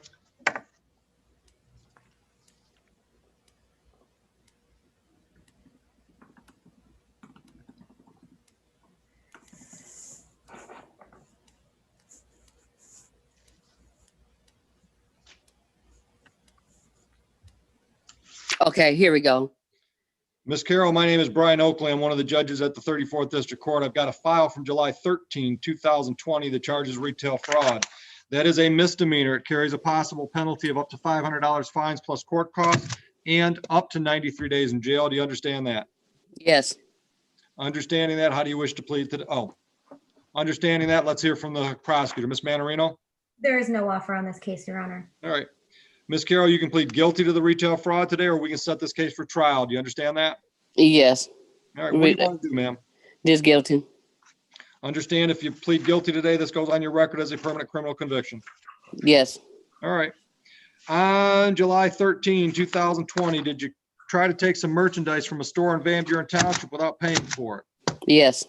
What store? Walmart. What merchandise, ma'am? I believe it was like some hair jam and some other items. I can't remember. Okay. And I've got your address on Parkwood Street. Is that a good address?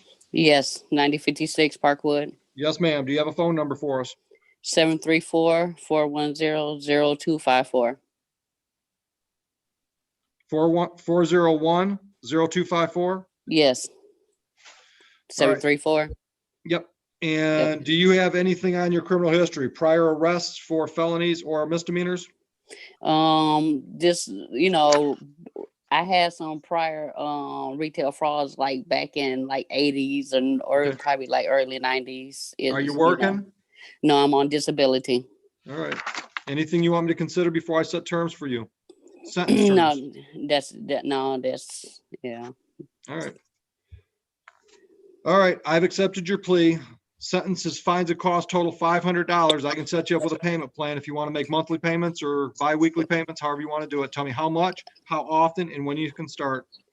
I could start if I could get like Christmas over with. I could start in like January if I could. How much? How often? I could do like 50 a month.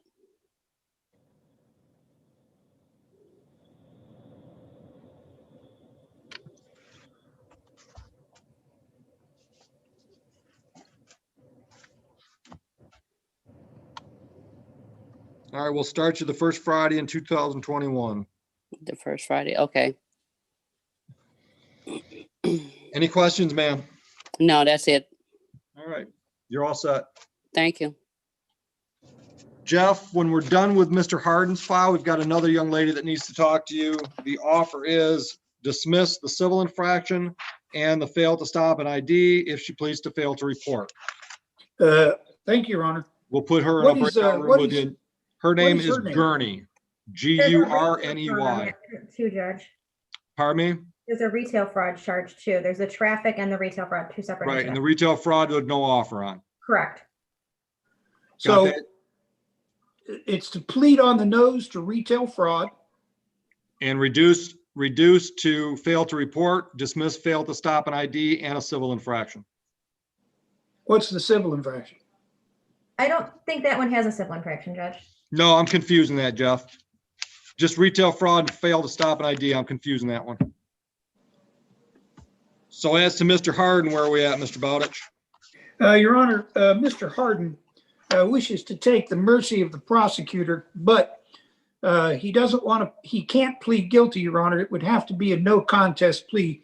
He has no memory of these events. Ms. Manarino, any objection? No, Your Honor. All right, Mr. Harden, you understand your rights and options after discussing those with Mr. Bowditch? Yes. You understand the added charge, the possible penalty for that? Yes. And how do you want to plead today, sir? No contest. All right, you understand that by saying no contest, you're telling me you're not fighting this charge. If I can find a factual basis to accept the plea, we're going to move forward and head towards sentencing. You understand that? Yeah. Ms. Manarino, can you provide some factual basis for me?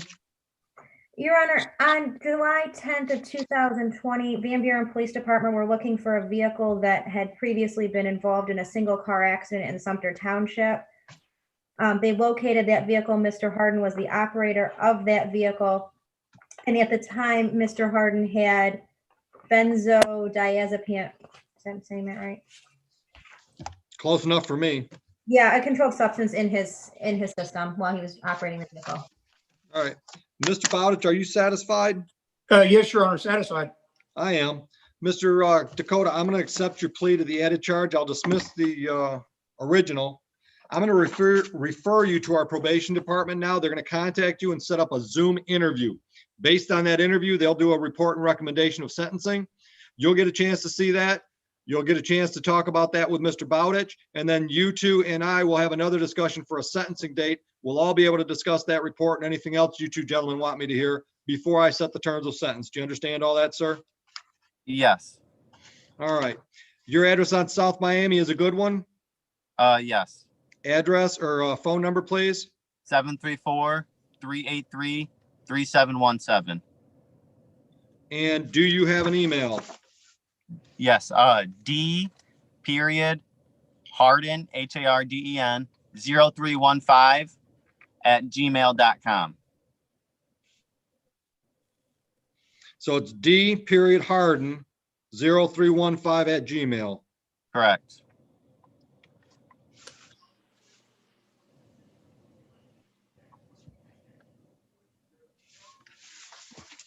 All right. I'm going to put you on a personal bond. 2 conditions. First, you cooperate with the probation department so we can move this file along. And second, you do not purchase, possess, or consume any mood-altering substance. That means no alcohol or marijuana. Nothing unless you got a doctor's script. Understood? Yep. Do you have any questions for Mr. Bowditch? No. Any questions for me? No, sir. All right, you're all set. Thank you. Your Honor, could I get a case number on that? On Mr. Harden's file, Yes, sir. case number is 20VB03572. Paula, let's put Miss, Thank you, Judge. let's put Miss Gurney Gurney. and Mr. Bowditch in a breakout.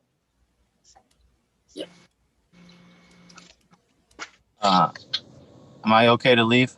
You are, sir. Okay, thank you. Have a nice day.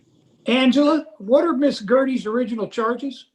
Retail fraud and failure to stop after a property damage accident. Thank you. Yep.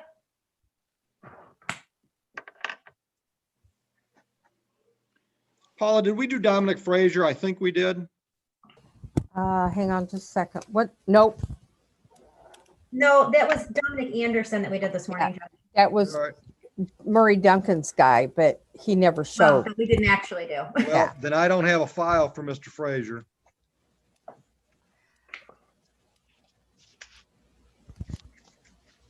I'm going to bring Galaxy in again and see if we can find out who she is. And I got Michelle Harrison. We'll try her one more time.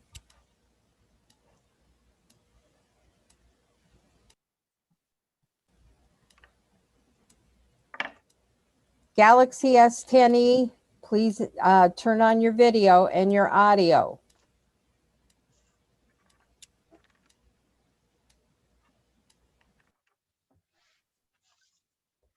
All right, I'm just going to remove them.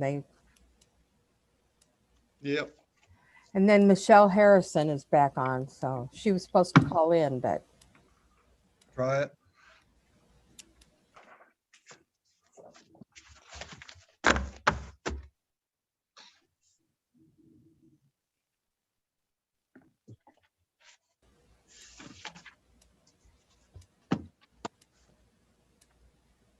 Miss Harrison?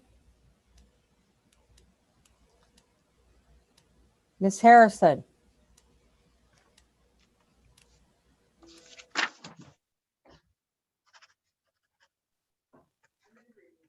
Yep. Nope. Angela didn't have one either.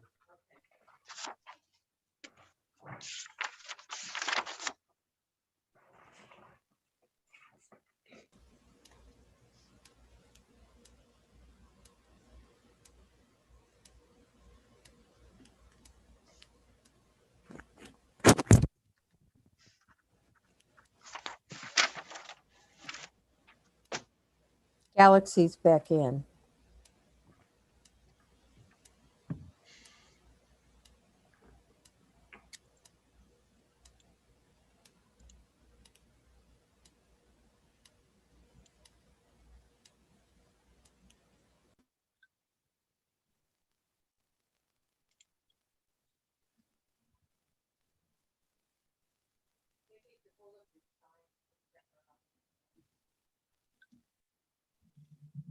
She's not gonna see the sign looking at her keyboard.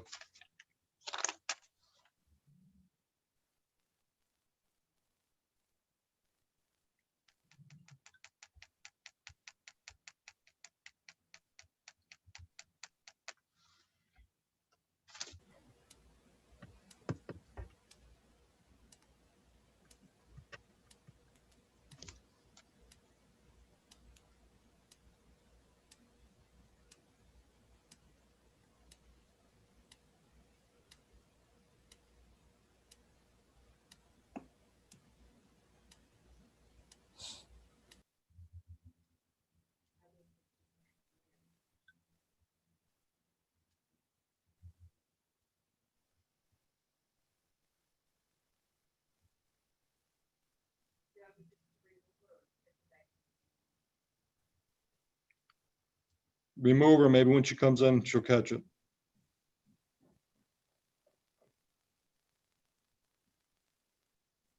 Would you run a file for me, or a name, I mean?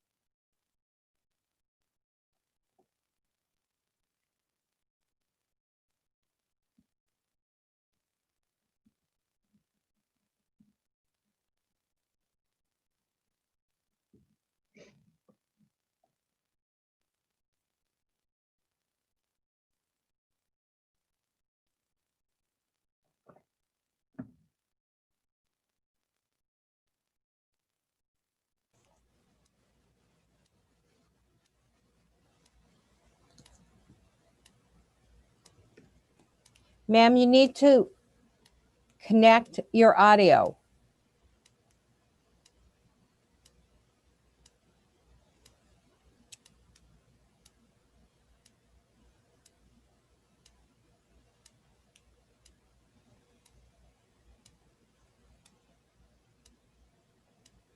I don't even know who she is to call her. Right. And well, she's turning her video on and off, so she just needs to click the button next to it. Like she's in the neighborhood.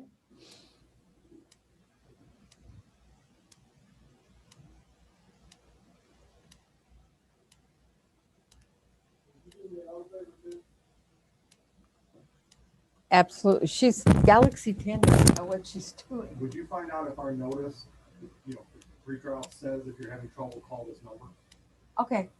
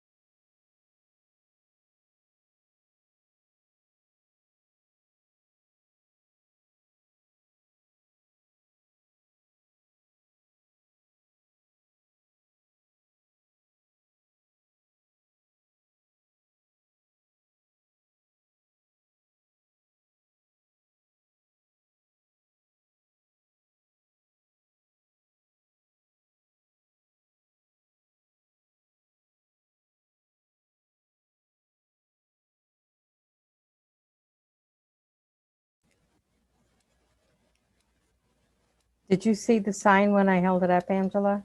I did, and I sent her a private message with the number too, asking her to call the court. Okay. So maybe between that and the sign, maybe she'll see it. But yeah, if I knew who she was, I could look and see if I had a phone number for her, but we haven't even gotten that far yet. She keeps trying to connect, but I don't know what she's doing. I know when she's turning the video on and off, though, that's what I told the judge. I said, Angela told her your button's right next door. Right there. Okay. Hello? Hello? Ma'am, good Yeah. morning. Oh your my name? God. I know. Oh. What? Can we get your name? Carolyn Gregory. Thank you, Angie. I'm like, wow, I can't hear her. All right. There's no attorney on that one, Judge. Thank you. Ms. Gregory, my name is Brian Oakley. I'm one of the judges at the 34th District Court. We've got a file with your name on it from May 1st, 2020. The charge is a misdemeanor no peddler's license, carries a possible penalty of up to $500 fines plus court costs and up to 93 days in jail. Joining us on Zoom is Ms. Manarino, who is the prosecutor for Township of Van Buren. Do you understand all that so far, ma'am? Yes, sir. Ms. Manarino, is there an offer on the table for Ms. Gregory to consider? Yes, Your Honor, but it depends on, I just need to ask Miss Gregory, are you still working for the company that you were working for when you got this ticket, Miss Gregory? Yes, it's my company. It's a food trailer. Have you obtained the peddler's license from the township? Yes, I have one. Okay, you have one now? Yes. Okay. Judge, in light of that, we dismiss the charge. All right, ma'am, what kind of business is it? It's a food trailer. What kind of food? Good food. Shrimp. Well, of course it is. So it's shrimp, chicken, ribs. Let me see what else I got. Nachos. Okay. Yeah. Now I'm hungry. Okay. Yeah, that's not, we shouldn't be talking about this because I'm starving right now. All right, here, Ms. Gregory. Yes. I'm going to dismiss this ticket in keeping with what the prosecutor just requested. Do you know where our cart is? Do you know where our court building is on Wayne Road in Romulus? Yes. Bring us some flyers for you. Okay. We do a lot of eating over here. What do you want me to just drop them off where? Because I know Just- I can't come in. Well, just bring them to the front door, knock on the door, and the security guys will ask you what you're here for, and tell them that Judge Oakley wanted you to drop some paperwork off about your food truck. Okay, I will do that. All right, great. You're all Thank set, you. ma'am. Thank you. You're welcome. Mm-hmm. I think what we're waiting for now, ladies, is Jeff to get out of the breakout room. Okay. Yeah, I think they should be coming in any second because it's just closed.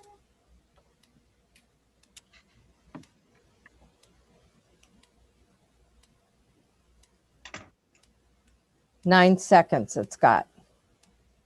And Jeff's gonna use those 9 seconds. Of course he will. I just got iPhone in. Paul, I've got a file here, Robert Hamilton. It's a civil infraction, and it looks like it's on its own. Did we have a Robert Hamilton earlier? I don't believe so. Hang on just a minute. Doesn't look like it.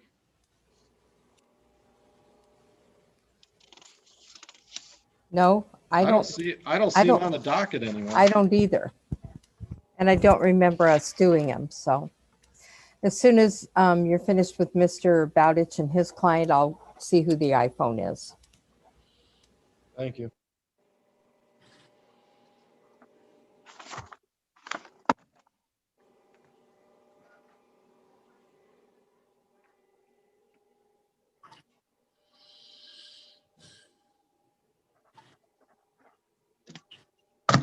All right, Mr. Bowditch, your appearance for Miss Gurney, please.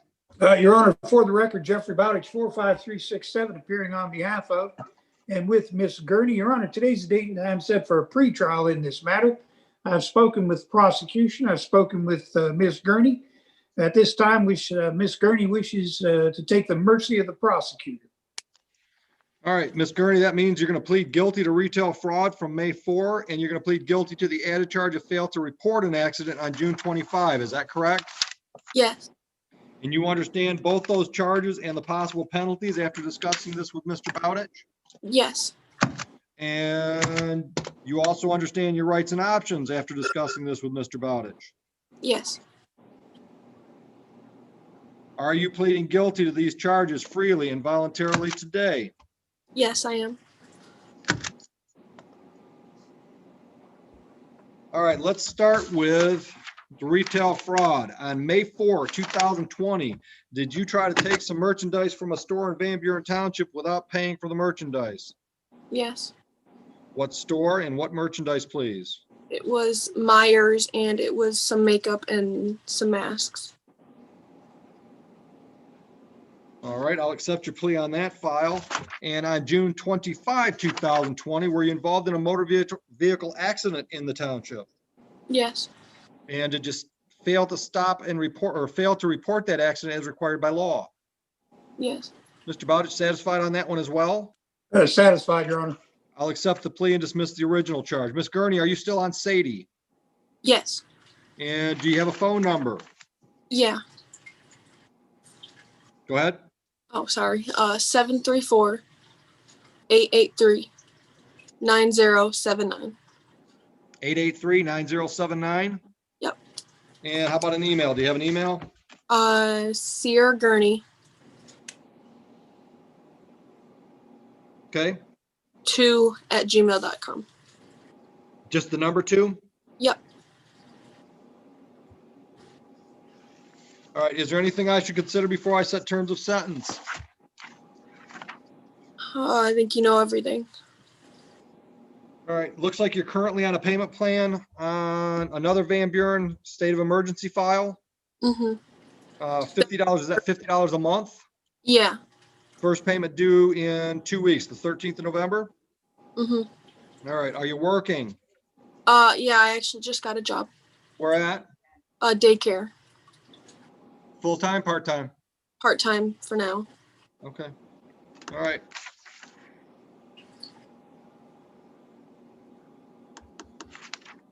Mr. Bowditch, anything else? Nothing, Your Honor.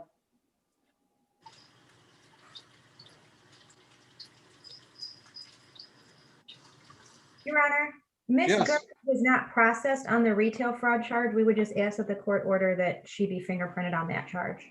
Thank you. Thank you, Mr. Judge. Gurney, how soon can you report to the Van Buren Township Police Department to have your fingerprints taken for the records? Day after tomorrow. Actually, that's not true. My boyfriend just got a positive test for corona, so it would be 2 to 3 weeks. Yeah. With that in mind, Ms. Manarino, I'm going to give her until the 20th of November to get printed. Sounds good, Judge. That, you got that, Ms. Gurney? Yep. All right, on that file, the retail fraud file, I'm not going to assess any fines and costs. I'm going to put you on a 12-month non-reporting probation. The terms are you stay out of trouble. You get arrested for anything new, and you're probably going to go to jail on this file. Do you understand that? Gotcha. All right, you got to start playing by the rules, Ms. Gurney. All right. On the fail to stop, or excuse me, fail to report, fines and costs are $300. We'll add that to your current payment plan. Will that start after, or is that going to add on to We're the just going to add on to that, so you just keep doing the 50 a month. on the 13th? Gotcha. And if you're having problems, you've committed to 50 a month. If there's going to be a month where you can't do that, you need to contact us before your due date so we can stop late fees and penalties. Okay. All right, you're all set. Thank you so You're much. welcome. Your Honor, can we have a case number on that? Yep. Case number for Miss Gurney, 20VB01969. That's 01969 and also 02487. Thank you, Your Honor. Jeff, I'm going to put you back in the waiting room for just a few minutes, okay? Yes, ma'am. Thank you. You gonna check that iPhone now? I am right now. Thank you.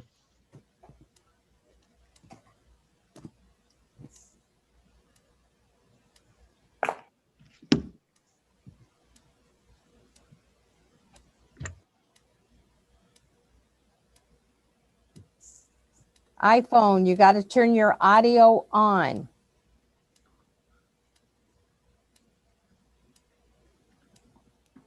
Audio, please.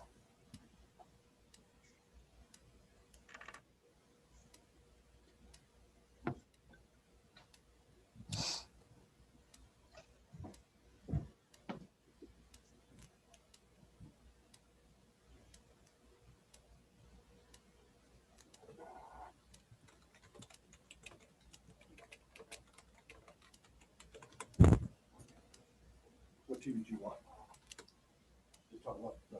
She said that she thought we lost our.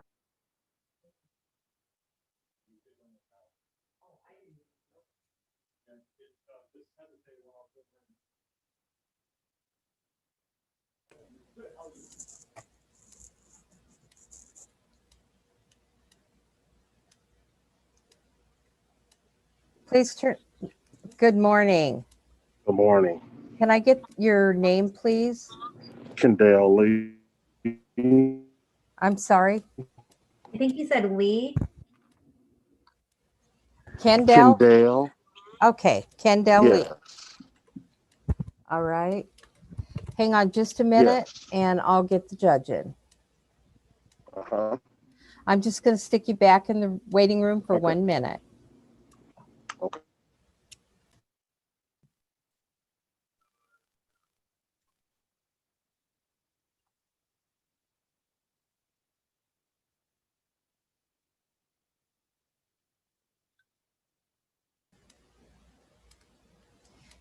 You know, I sent him a chat remark too, so I think I'm going to start doing that, Angela. Yeah, that might be an easier, sometimes Yeah. people see it and I don't know if it like alerts on their phone that it's there and so they might notice that before they see the other.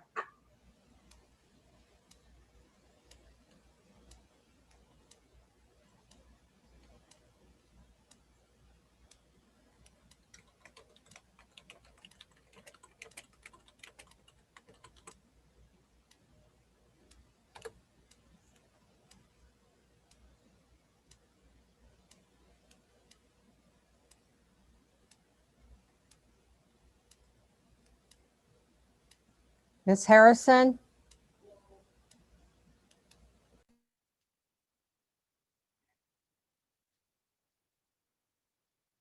I'm going to get the judge. I'll be right back. Please put yourself on mute, please.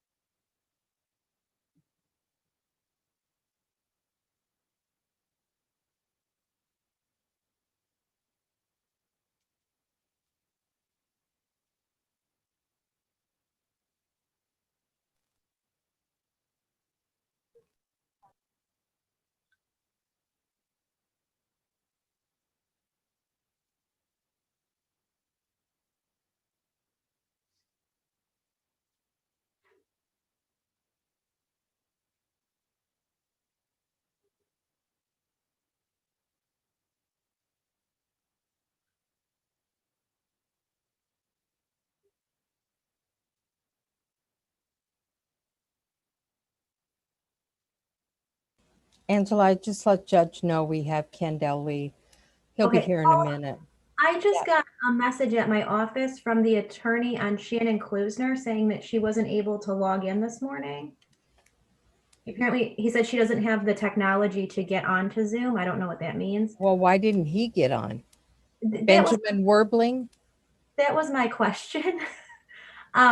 I don't know if you want me to give you his number, if you want to call. Will you give me Benjamin Warbling's number and I'll call and ask why they didn't log on? Oh, Warbling? Warbling, Benjamin Warbling is who we show. I have a Tom Everett that called, so I don't know if that's the same office. It might be.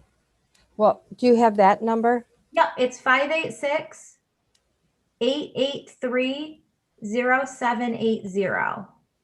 Okay, give me a minute and I'll call him. Okay. Thank you, Angela. Great.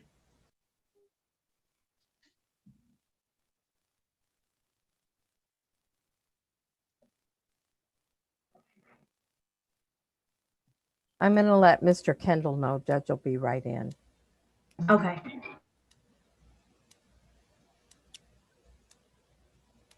Mr. Kendall? Mr. Kendall? Yes. Judge will be right in, so just hang in there. Yes. Okay? Thank you. I'll bring you back in just Okay. a second.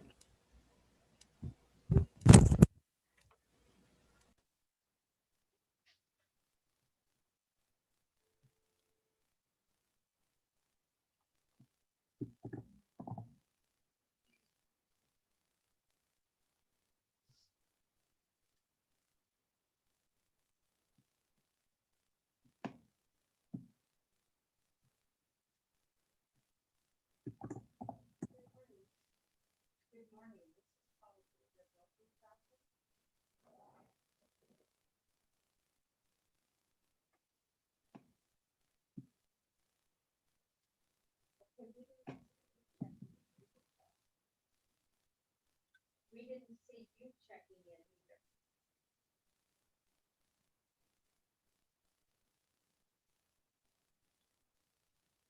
Correct. Okay, can I get your name, please? Okay, Mr. Everett, we didn't, did you log on?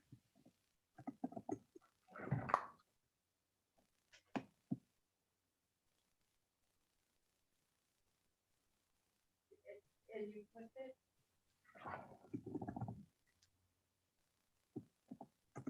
I understand that, sir, but what I'm saying is that if you log on to Zoom, you can call your client and put her on your speakerphone and handle it that way.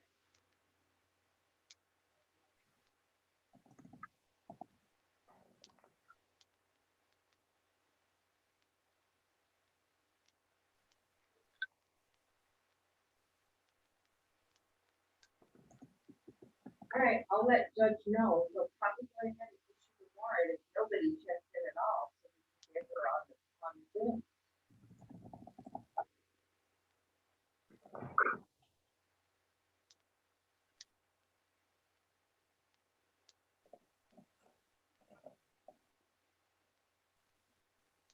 Got anything?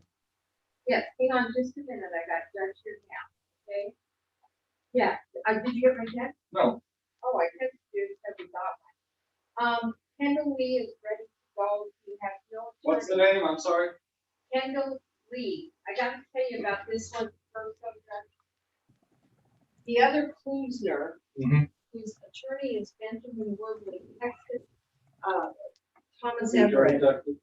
Thomas Everett, standing in for him, texted Angela and said, well, I just called him and he said he's on Zoom with another court in Warren and Mr. Worley was on Zoom with something else. And I said, why didn't you at least? He That was said scheduled early this morning.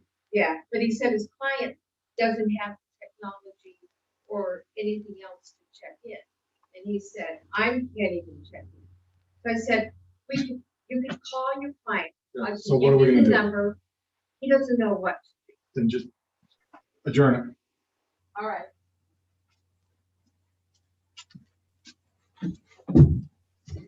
I'll bring in your lead in first. And then I'll-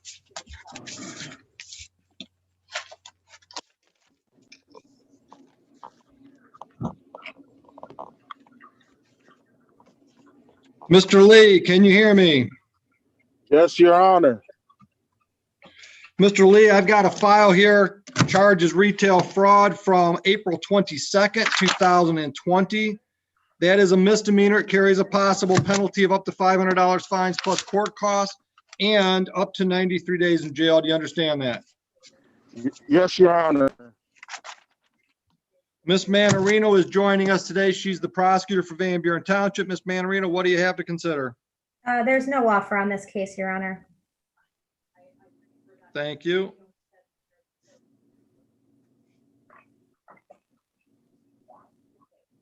All right, Mr. Lee, your options are today you can plead guilty or we can set the case for trial. Do you understand that?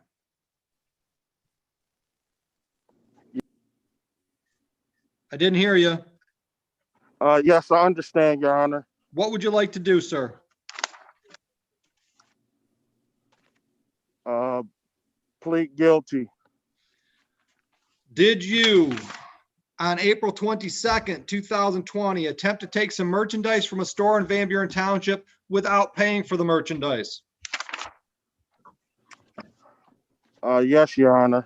And what store was that from, sir? Menards. And what was the merchandise, sir? Some tools, I believe. All right. And looks like lots of tools. $800 worth of tools? Yes, sir. Okay, I can accept your plea. And your address on Hillcrest, is that a good one, Mr. Lee? Yes. Do you have a phone number? Yes, sir. What is it? 214-617-5252. How about an email address? Do you have an email address? Yes, Kendall Lee 19 at So yahoo.com. last name, then first name? No, first name, then last. Kendall Lee Got it. 19 at yahoo.com. Gotcha. Are you working? Yes, sir. Where do you work and how long have you been employed there? I've been employed there 6 months. I work at Boost Mobile, the telephone store. Yes, sir. Yes.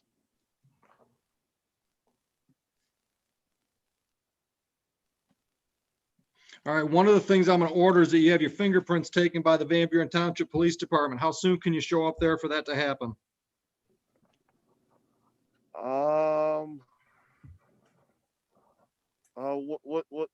When's the latest I could come?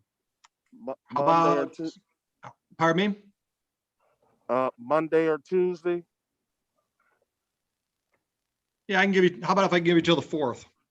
That's Wednesday. Oh, okay. All right, so that's part of your sentence. Anything else you want me to consider? Yes, sir. That I am great.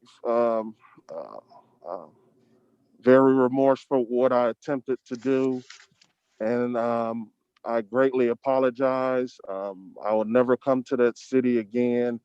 I am working.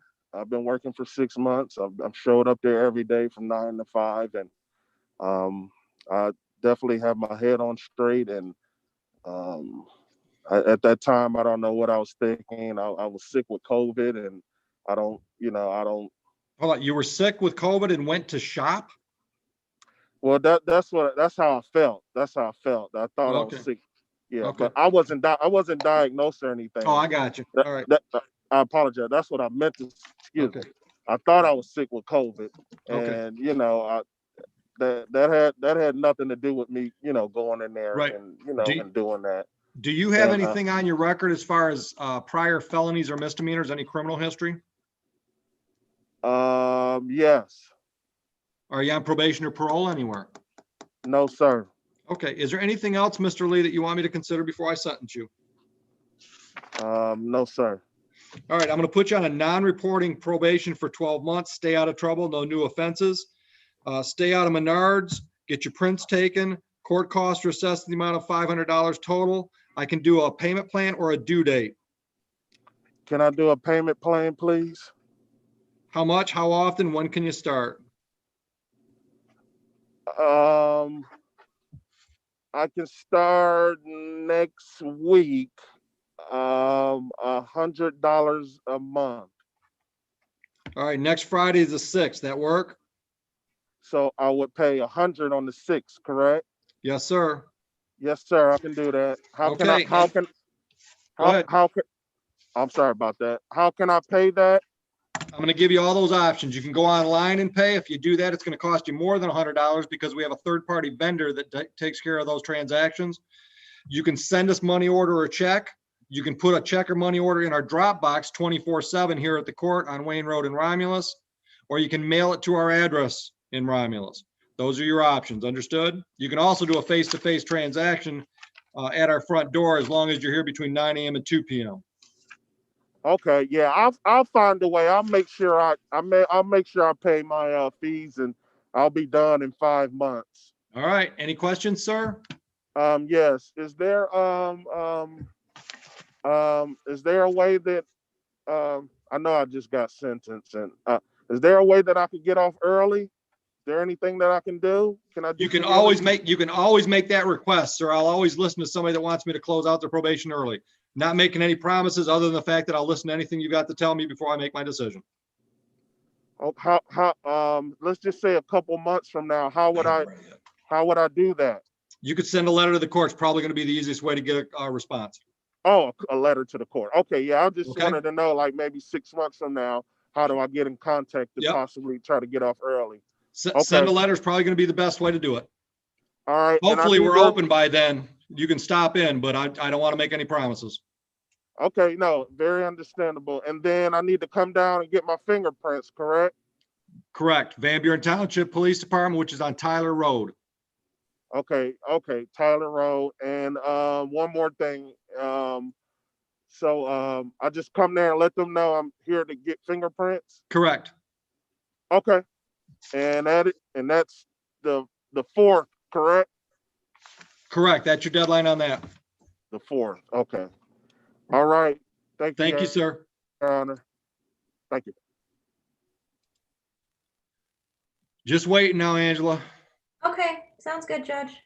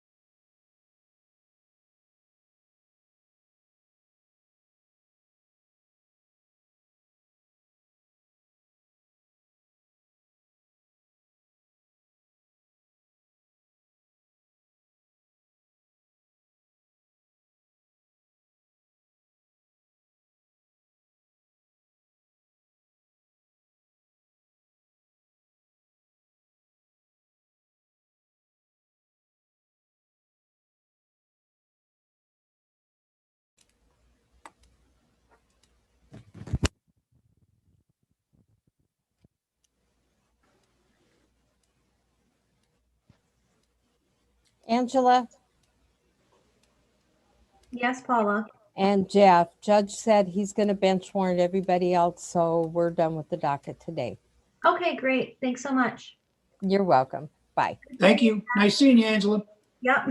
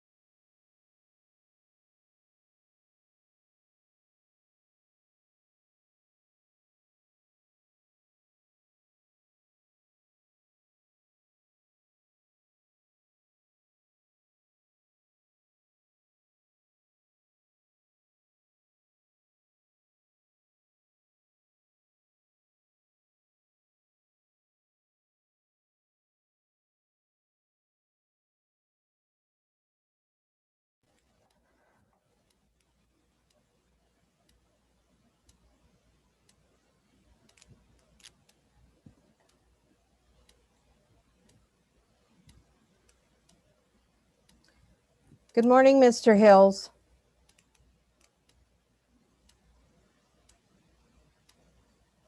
Hello.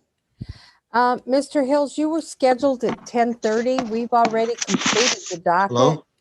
Yes. I said you were scheduled at 10:30 and we've already completed the docket for the day. I can give you an adjournment because Judge was just ordering the bench warrant. Do you want an adjournment? Hello? Right. I've been calling 8 o'clock this morning and I sent several emails and I've been trying to get the Zoom to work on my phone. Hang on Hello, one can you hear second. me? Hang on 1 second, okay? Hello? Hello? Okay. Okay. Sir? Mr. Hills? Mr. Hills? We're just going to adjourn the case to December the 3rd. We're not going to bench warrant it. We're not going to bench warrant you. We're going to adjourn it to December 3rd. Okay, thank you. And make sure that you check out your Zoom before you're scheduled. You're supposed to be in the waiting room 15 minutes prior. And we haven't seen your name come up. Okay, what time on December 3rd? You'll be notified. Okay. All right. Okay. Bye. Thank you. You're welcome. Bye-bye. Bye.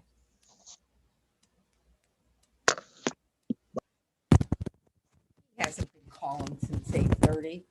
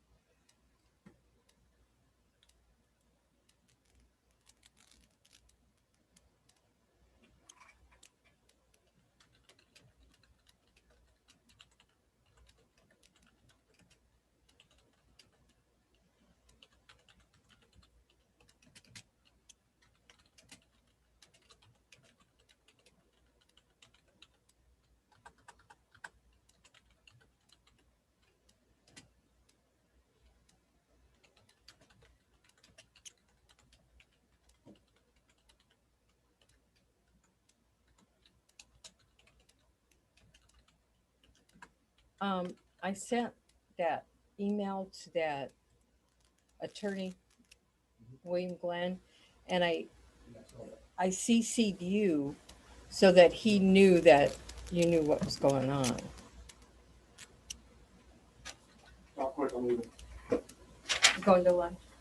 Okay.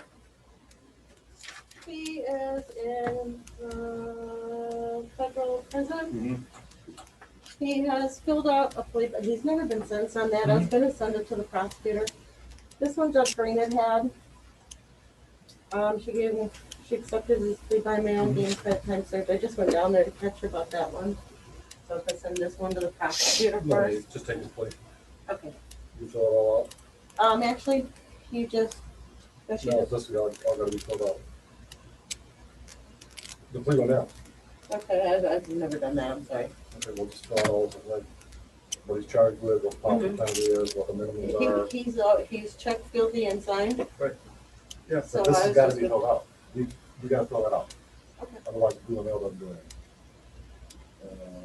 He's been it for a long time. He's not looking to get out until 30. He's been since January. That's We got to see on this one. Okay. And just fill it out and then let me look at it. I'll tell you if it's right or not. All right, see ya. Have a good lunch.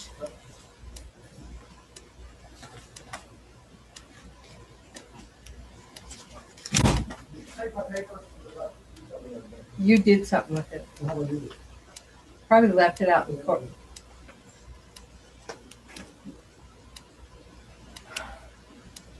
All right. Have a good lunch.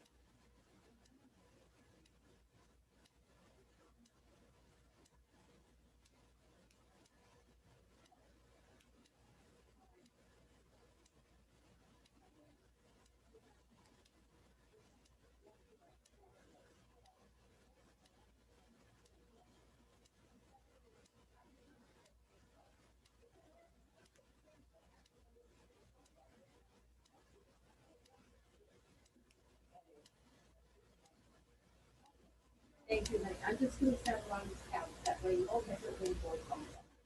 That's what I do with all of them. You're welcome, honey.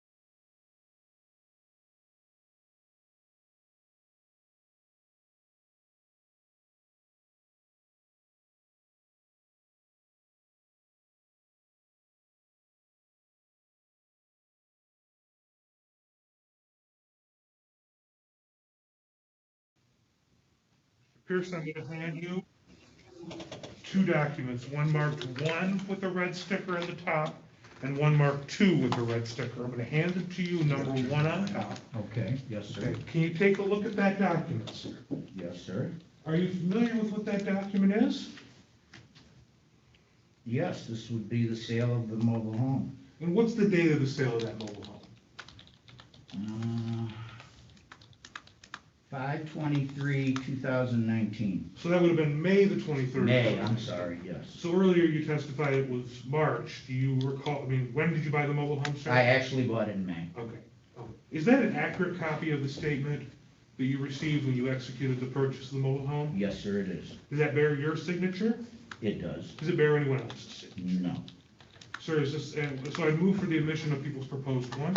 No objection, Your Honor. That'll come in, thank you. Take a look at the number 2 now. What is that? That is a copy of the receipt Receipt from who? from Nationwide Mobile Home Park. Okay, and receipt for what?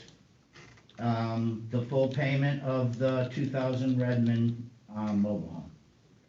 And that's the mobile home that you acquired? It is. Is that the mobile home that at the time of the offense was located at 720 Virginia? Correct. Okay, is that an accurate copy of the receipt that you received? Yes, sir, it is. You said you had purchased this mobile home, how, sir? I sold Ford stock. When did you acquire that stock? I worked for Ford for 32 years, so it's hard to say, but I bought it all along and it's all gone. When you acquired that stock, did you acquire any of that stock during the course of the marriage? No, I was retired by then. Okay. Your Honor, move for admission of number 2. I haven't already. Counsel? No objection, Your Honor. That'll come in, thank you. So I want to turn your attention again to the 26th of September of 2019. Where were you on that day, sir? I was in my bedroom listening to music. Your bedroom of which home? The trailer. And is that trailer located in Sumter Township? Yes, sir, it is. Okay. Did anything, that's County of Wayne, correct? Correct. Anything unusual occur while you were in your bedroom that day? Yes, I was listening to music kind of loud, and I thought I heard a noise in the living room outside my bedroom, and I walked out my bedroom, and there she stood. Okay. So you walked out of your bedroom, and you said there she stood. She is who? My ex, Terry. Okay. Now, you just pointed to somebody in the courtroom. I'd like you to tell the court, do you see your ex in the courtroom? Yes. Okay, you've pointed to her now twice. I'd like the record to reflect that he's pointed at the defense table. Noted. And sir, can you tell us what she's wearing today? Appears to be a black coat and a white and black blouse. You have a record reflect identification? Noted. So, where in your trailer is your bedroom? It is in, closest to the street. It's the main bedroom. Okay. And where in relation to your bedroom are the entrances to this trailer? If you come out my door, the living room is here, the door is on the side of the trailer. Are there any other entrances to the trailer? There is a rear door, but we keep that locked. We don't go in that way. We? Me and my son, when he was there. Okay. So you said there she stood. Where was she? She was standing in the foyer in my house.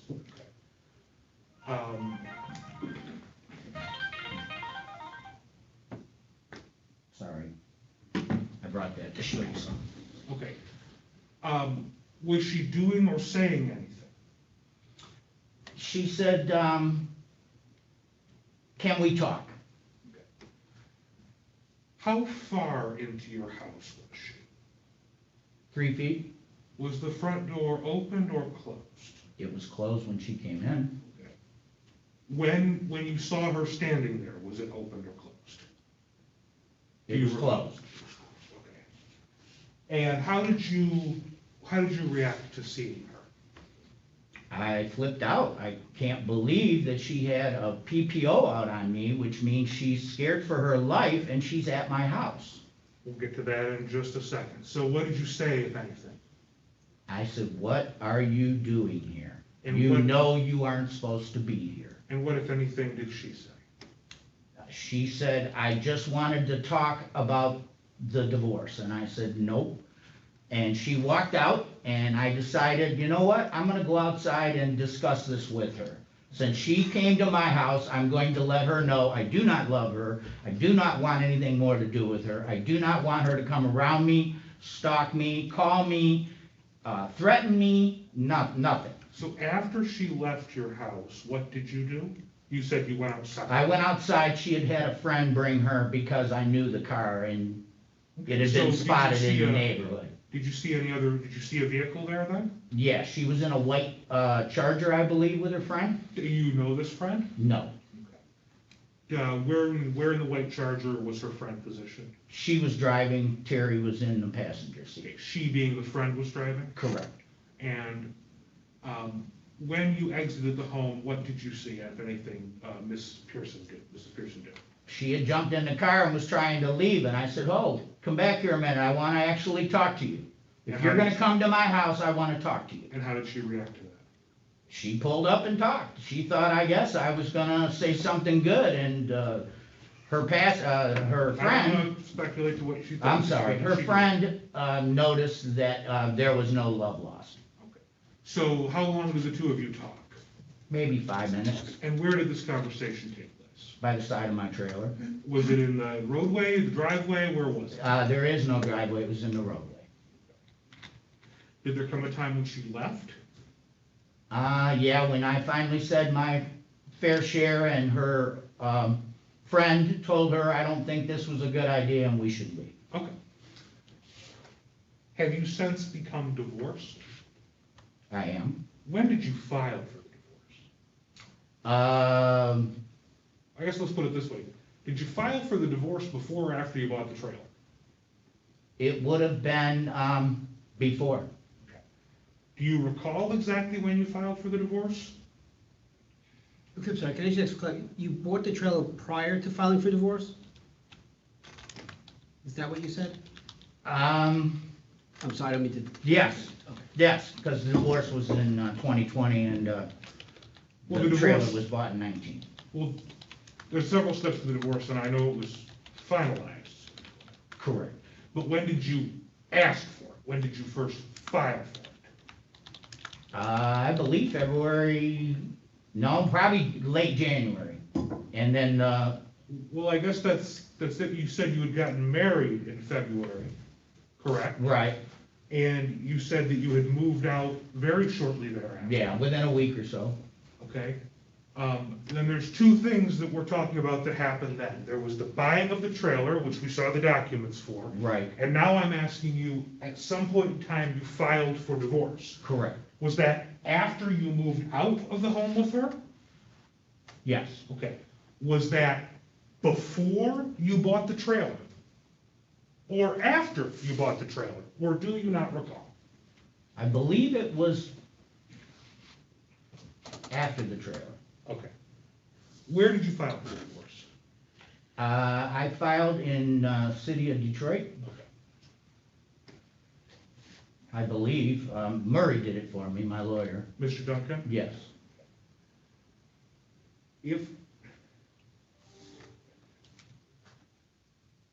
And when was the divorce finalized? Do you recall? I'm thinking it's been maybe 2 months. So it just cleared.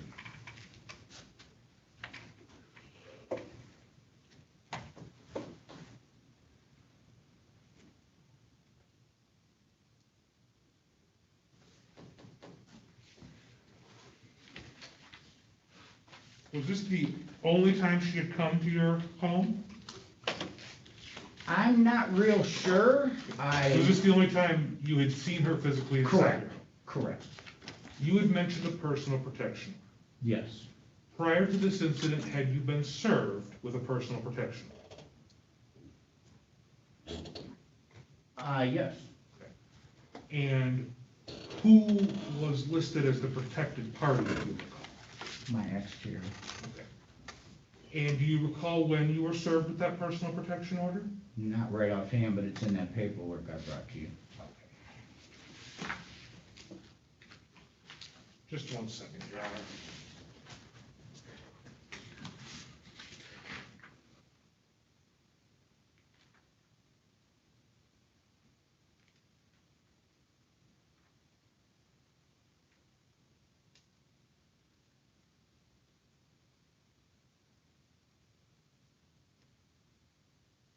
And I don't have anything further for this witness. Cross, Mr. Holbrook?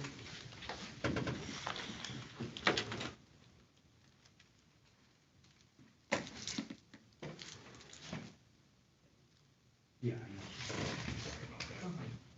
Good afternoon, sir. Good afternoon. So, this happened, is it correct to say this happened on a Thursday night? I believe so. I'm not real good with dates and times. Okay. Is it fair to say it happened in the evening? Yes. Okay. Were you upset that you found Ms. Pearson at the time in your house? Yes, sir, I was. Did you immediately call the police? No, I did not. Why not? I did not know that, that would have to be done. I just made her leave. Okay. So, Actually, she left on her own, but no, I went out to talk to her after she left. did you ever explicitly tell her not to come in your home or not to see you? Oh, yeah. How many times? I've got incident reports of, numerous times. And that was at the trailer? That was at the trailer by Sumter Police. Do you recall when and where? No, but I have cards for it. At some point, did you make a police report? I did. What day was that? Counsel, I just want to make a clarification. Was that question referring to the 26th of September? Yes, I'm sorry, I apologize. So you made the police report concerning this incident we're here in court today. Right. When did you make that report? The following day, I couldn't that night. Why couldn't you do that at night? The police department is closed because of the COVID. They close at 5 Could you have o'clock. called 911? I didn't feel that she was going to hurt me. I knew she wasn't supposed to be there, but I didn't feel threatened, so no, I didn't. Fair enough. At some point, you made another complaint. You went and checked with the police again. Is that correct? You made a complaint to the police again? I did. Okay, what date was that? I'm not sure. Like I said, it's in my paperwork in his office. If I asked you if it happened on October 9th, would that bring up any refresh your recollection that it happened on that date? October 9th? I don't recall. If I showed you a police report that had a date, you don't have to read from it, just look at date, would that help refresh your recollection? Yeah. You want to see Just on which page you're referring to. Do I That's have it the on? second statement. Okay, I have it here. Would that be page number 11 in the lower right-hand corner?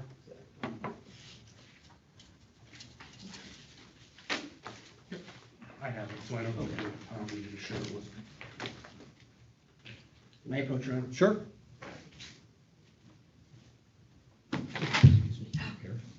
Somebody was Can you tell me what date that is? Oh, I'm sorry, not that date. No, I'm sorry, I can't see that date. I apologize, sir. October 9th, 2019 at 10 o'clock, 10:07 PM. And do you recall your statement to the police that day? What you said to them? When I went to file, or when Yes, they? when you made the statement to the police on the 9th, do you recall what you said to them? Yes, I told them that she had a PPO out on me and she walked in my house. Okay. Did you say she walked in the house that day, or did you say that only part of her body was in the house? No, she was in the house. Okay. You didn't tell the police that she had opened the door and that only her shoulder, arm, and head broke the plane of the door? I don't remember saying that, but she was in the door. Okay. If I showed you the police report again, and you had read it, would that reflect your recollection? Yes. Refresh your recollection. You don't have to read that loud, just read it to yourself.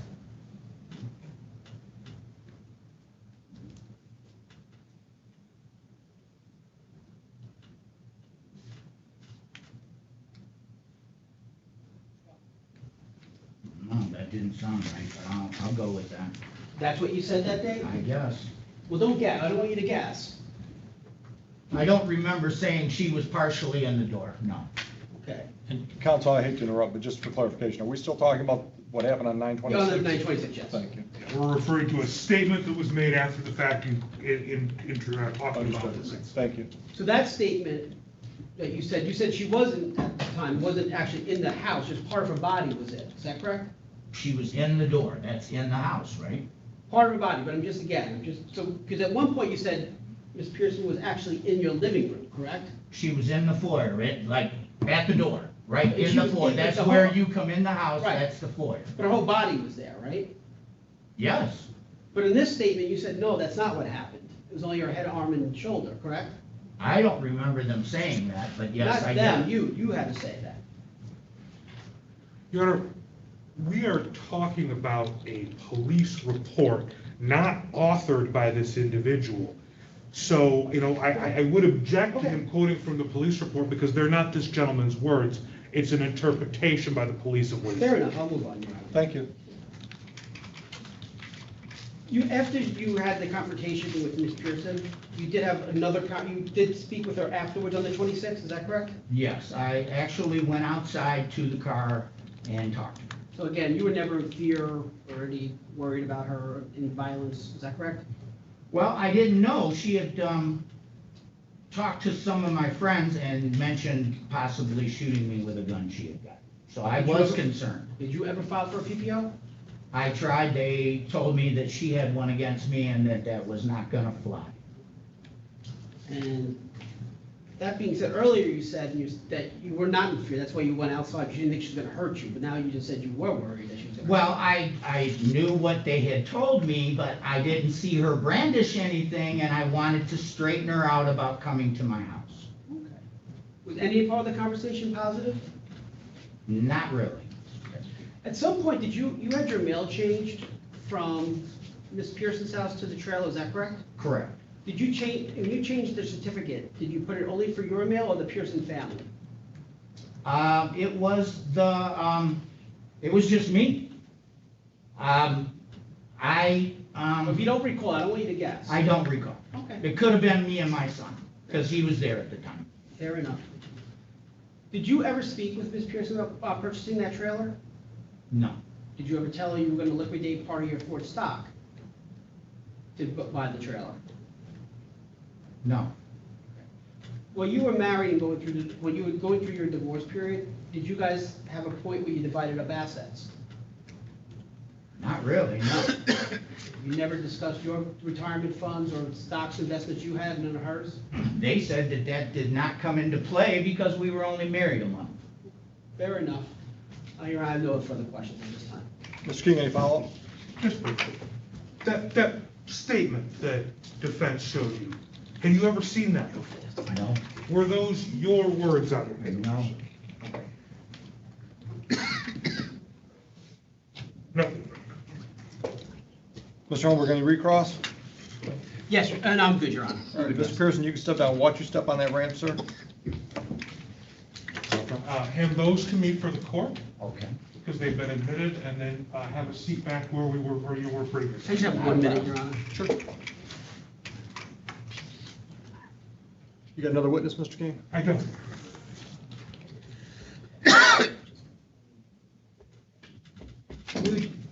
Are you resting? I am resting. I have no further witnesses. Okay, Your Honor, we have one witness. Okay. Terry Pearson.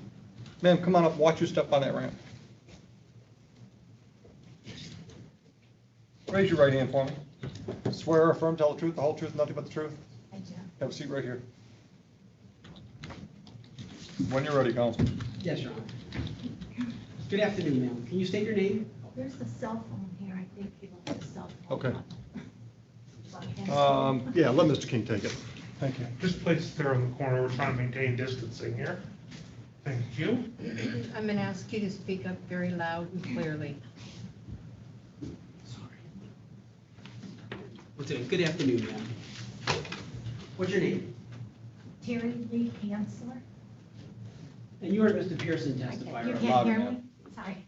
Terry Lee Hansler, Spell the last name, please. Kantzler. Earlier, you heard Mr. Pearson testify, is that correct? Yes, What, you were married to him at some point, yes, and you're now divorced, correct? yes, And you heard him speak about an incident that happened on September 26th of 2019. yes. Do you recall that incident? Not on that day, but yes. What do you mean you say not on that date? What date? It actually happened on the 25th on a Wednesday night, and it was about 8:30. Me and my friend had went for dinner, we went by there, he had just pulled in, So I went there to talk to him because at that point. Okay, you said, wait, you say you went there, where is went there?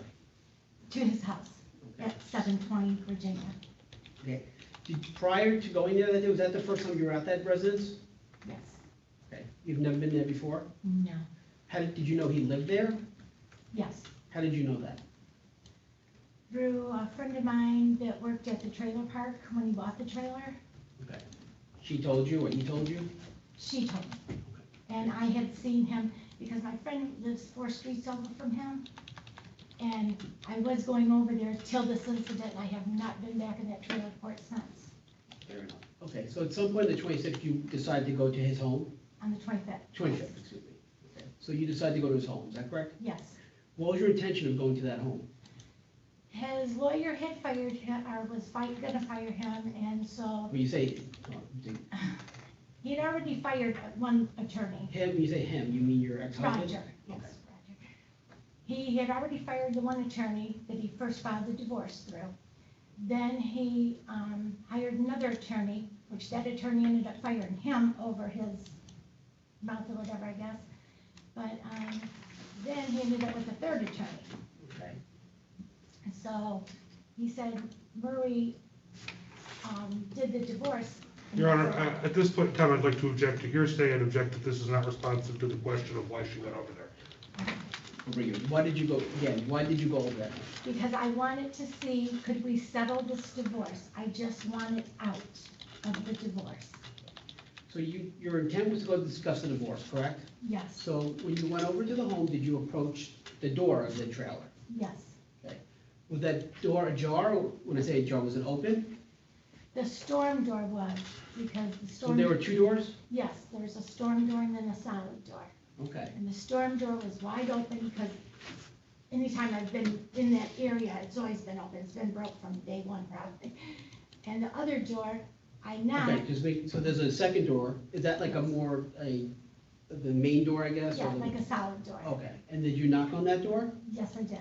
Okay, and how did you knock? Well, at first I just kind of, not too loud, you know. Right. And then I heard the music playing pretty loud, so then I knocked harder. And when I did, the door opened about this far. Okay, and at that point, did you push the door open or enter the door? No. All I could see, Roger came to what looked like a doorway, not a door, but just the opening. And he stood there and he said, "Did somebody call my name?" And I said, "Yes, Roger, it's me. Can we talk?" And he said, "What the?" You can curse, it's okay, Okay. you're adults. "What the fuck are you doing at my house?" And in my house, and I said, "I'm not in your house, I'm on the porch." Okay. Keep going? Yeah. Okay, I'm on the porch. And then he said, "Get the fuck," and he like stood like this, both fists like balled up on the side of him, and his face just went like he was mad. And he started down what looked like a long brown couch, not like a 2-seater couch, like a sectional couch. I turned around, took off the porch. My friend was in her car watching me the whole time to make sure that I was okay. I'm gonna stop you, so when you knocked on the door, he confronted you, correct? Sam's here on when the door opened a little bit, he had came through the doorway, like. So he came out of the house onto the porch? No, the wall, the living room. Right. And then the wall, and then there was a doorway, but no door, just an archway. Okay. He came to that. Like, I don't know if that went to a hallway to his bedroom or what it was. I don't know, because I've never been in the trailer. Okay. But at some point, the big question here is, did you enter, any part of your body, did it enter that trailer? No, it did not. Okay. And now, when I say enter it, earlier we talked about football and breaking the plane, and if I may, Your Honor. Sure. If this line right here would be the entrance of the door, Yes. did any part of your body cross over this? No. Your head, your arms, your legs? No. How far back from it were you? Can I show you? Yeah, sure. We'll turn it this way so the judge can see. You have to speak very loudly so I can pick you up. I was probably like about right here, if that was the doorway. Okay. And like I said, I knocked, and then I heard the music playing pretty loud. So then, I was nervous, for going to his house there, and that's kind of scared. But then I knocked louder or harder, and the door opened about like this. I couldn't even have fit through the door. I mean, and all I could see is part of the, I couldn't even see the whole trailer, only part of it. And there was like I said, a brown couch this way. There was a doorway, no door, just like an archway. And he came and stood in that doorway, like this. I'm showing him in the doorway like this. And he said, did somebody, and he's looking at the front door, because the front door will be over there. He said, did somebody holler for me? And I said, yes, Roger, I did. Okay, if we don't need her over there, let's put her by the microphone. Sorry.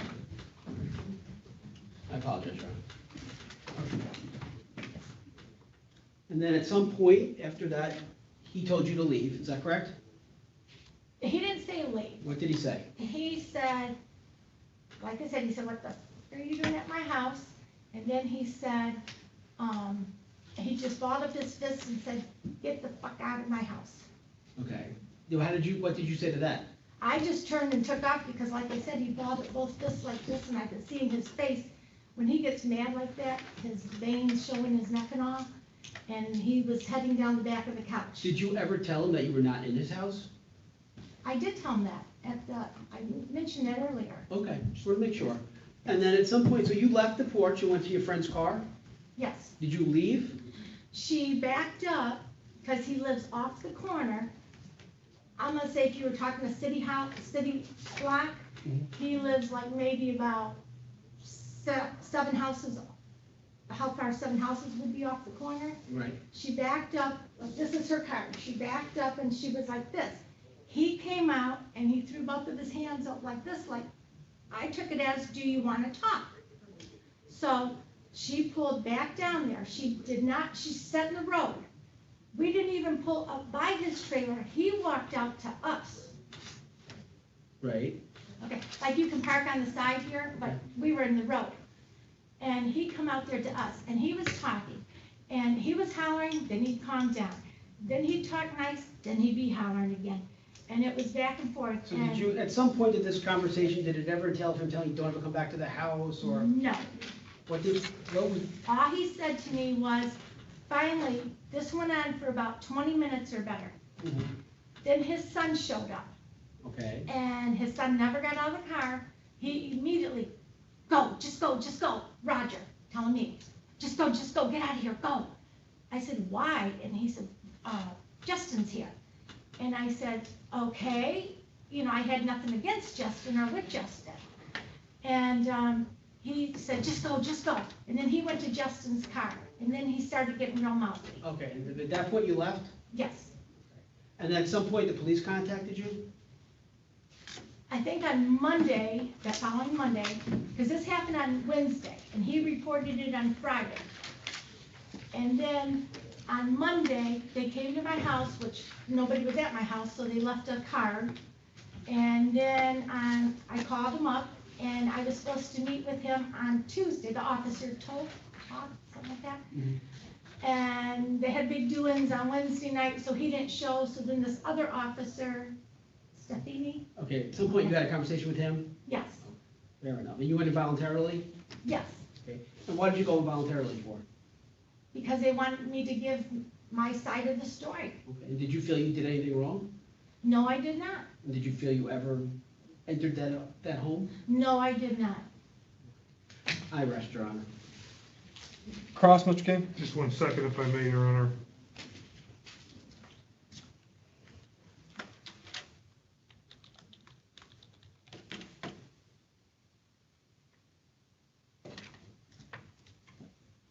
I love Dan.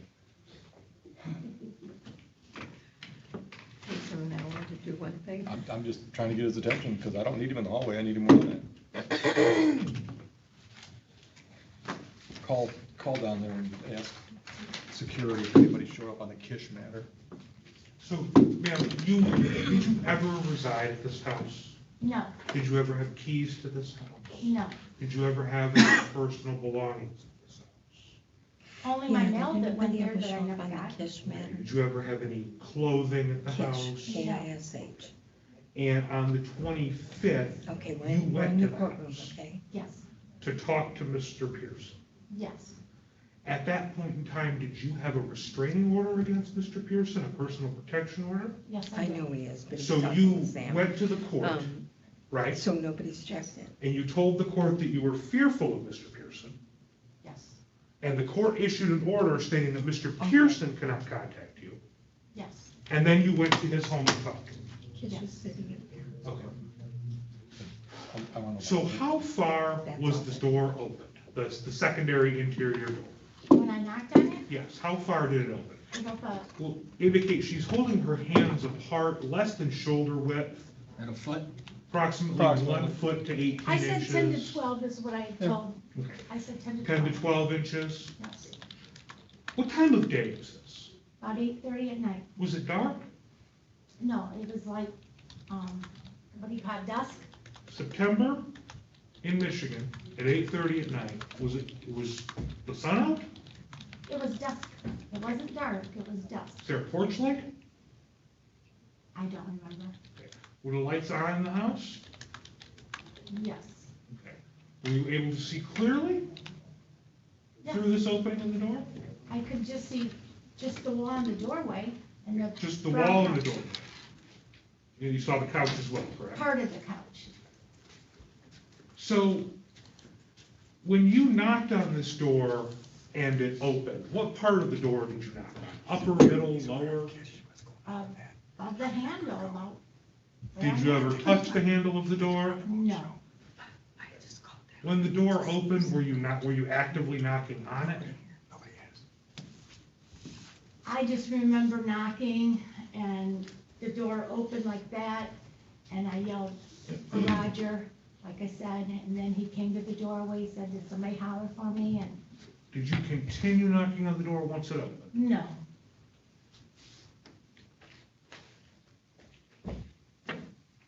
Now, you had mentioned the screen door was opened as it always was. You said that. Yes. So how many times before this incident had you been to that location? Like I said, my friend, family friend for many years, lives 4 streets over from him. Okay. Do you need to go past that address to get to your friend's house? Depending on which way you go into the park. So you can go to your friend's house without driving past that address?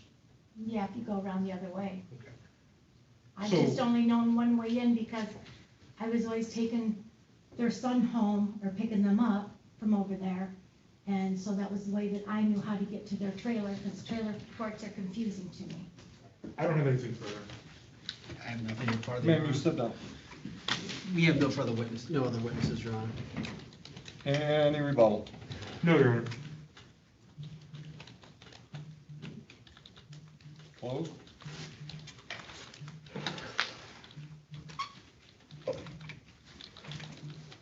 Your Honor, the charge in this case is entry without permission, or illegal entry. It's the lowest level offense under the breaking and entering statutes, and it simply requires that people show that there is a dwelling or an address for which somebody did not have permission to enter, and they enter. If you direct your attention to the testimony of Mr. Pearson, you'll hear his testimony that there was a marriage to his wife that quickly became estranged. He moved out. Using stock that he acquired before the marriage, he liquidated the stock he acquired before the marriage and used the assets to acquire a trailer completely in his own name where he could stay rather than couch surfing and Airbnb.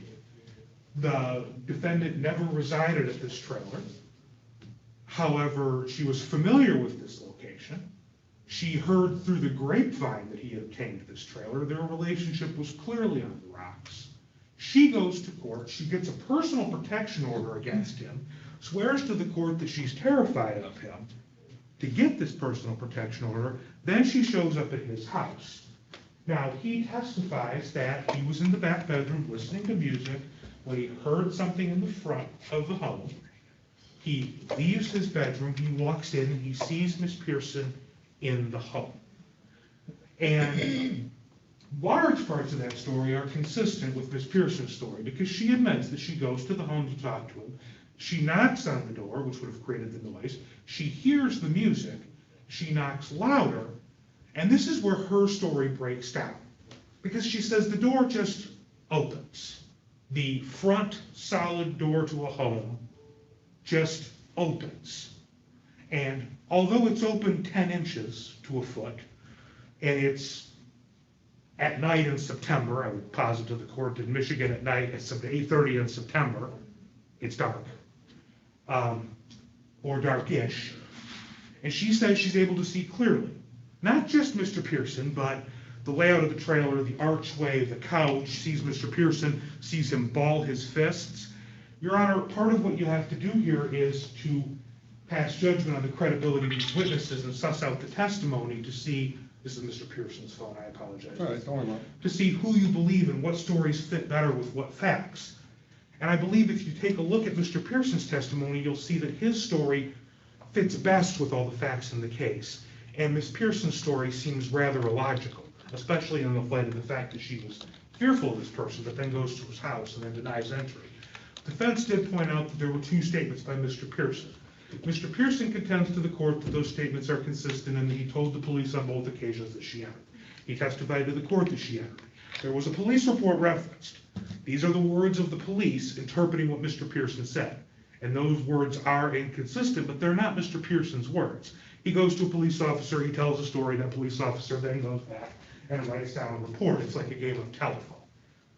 So Mr. Pearson has consistently maintained that the defendant entered into his dwelling. And I believe that the testimony and the evidence in the case shows that.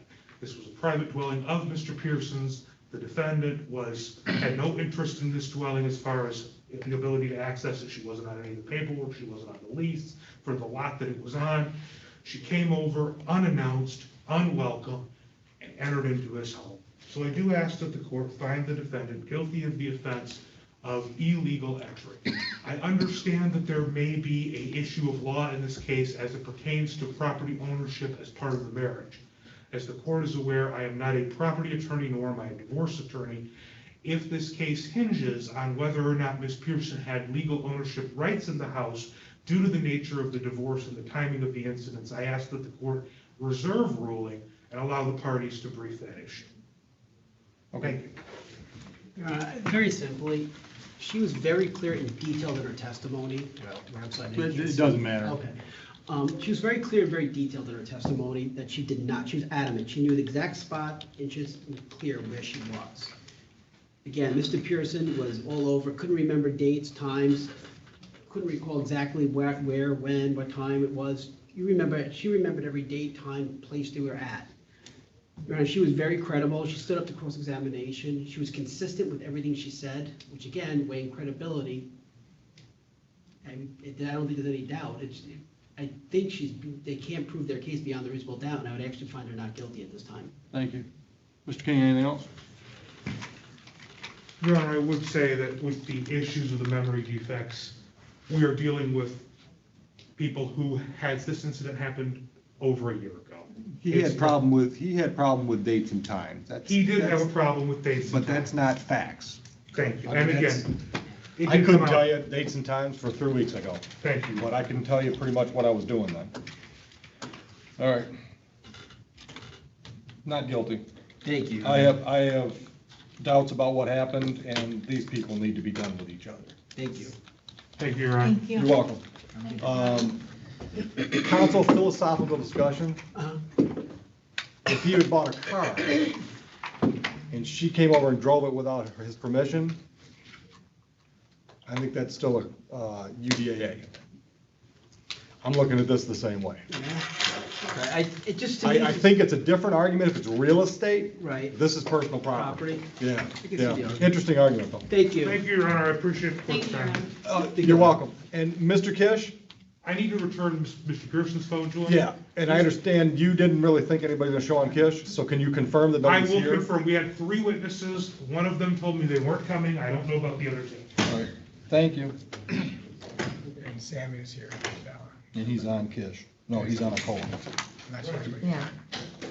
But he's here already. Even though it doesn't show him on the docket. Well, Sharon Greer's supposed to be on all these, so. Well, he was assigned to a CHOA. He represented him on the tree trap. Is it Choa here? I don't See, know. I don't even have an attorney on Choa. So That's why find I out from said it Sam what doesn't he's show here on the, it doesn't show on the docket. But I remember Sam representing him at the pretrial. And he wasn't on the docket then either.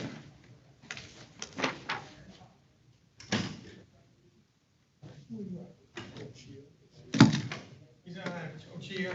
Yeah, the question is Ochia here? Yes. All right, come on in. I don't think the next one's going.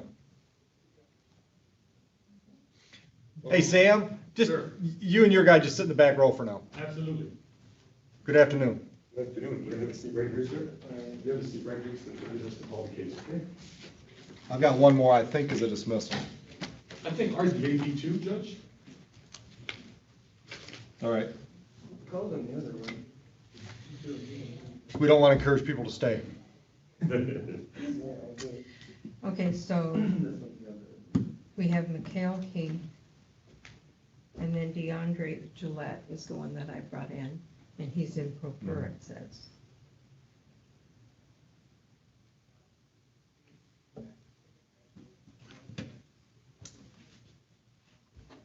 I'm gonna pause. Yep. I'm returning a call to Tony Guerrero. Okay. Tell him I say hello. I will. Judge Guerrero. Like that, my boy.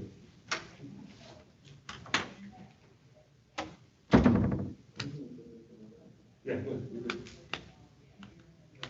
We used to laugh because before he became judge, yeah, his secretary's name was Paula, Mhm. and then my name was under. He used to laugh and say, "Which Paula do I need to call?" I've known him for a long time. I've known Tony for a long time. He has too. I still call him Judge. It's a name that sticks with you. Once you're a judge, that's your title. You know, I knew him as an attorney when he was practicing, Judge Oakley. Oh, okay. And it was always Brian, and Yeah. I called him that all the time. But once he became judge, It's gone. I'm sorry, that is a distinction, and it's a title of honor. And I think you deserve to be, I've never called him Brian since he was Yep, judge. absolutely. And I still call him, like you said, I still call him Mr. Guerrero, Judge. It's natural. That's it. Yeah, I said, I used to call you Brian when you were an attorney, but since you've become judge, I refuse to call you that because it doesn't show proper respect for you. And it really pisses me off. Why? No, I mean, if you would have called me Brian, you know I'm kidding. Oh, I thought you meant it pissed you off. I I think- don't call you Brian. There is a word ready to go. He said, give him one more minute to talk to Mr. Yeah, I was just gonna say, he's trying to calm him down. Yeah, he is. Yes. He was married to her for a month. Let her go, buddy. Just let her go. Well, he said the marriage only lasted less than a week. Yeah. But he can't let her go. Seriously, in that circumstance, I wouldn't even press charges. Get the woman out of my life. Mm-hmm. I don't care if she was dancing a jig in the house. Get her out of my life.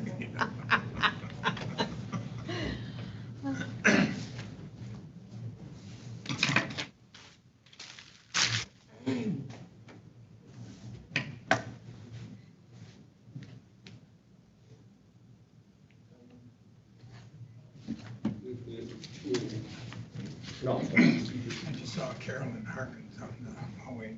She has two cases sitting, neither one of them doesn't think are gonna go because Oh, nobody's this is here. one of hers. Yeah, nobody's here. No victims. no What is witnesses. This one. Cash or a Cho? Ochoa. How do you say the name? Is it Ochoa? Ochoa. Yeah. I remember you correcting it at the pretrial. You know, I remember everything. I had another woman that was, just as they started testifying, there was somebody in here, and now there's a Galaxy phone. I wonder if it was somebody from this morning. A little late. You think? Yeah. Do you want me to go in my office? Oh, it's Kathy. Oh. Why doesn't she sign on YouTube like she's supposed to? Why doesn't she learn how to put her name on her? Exactly. She takes up space on my screen when I'm trying to do this. She can probably hear us. Because that's still recording. Come on, Larry.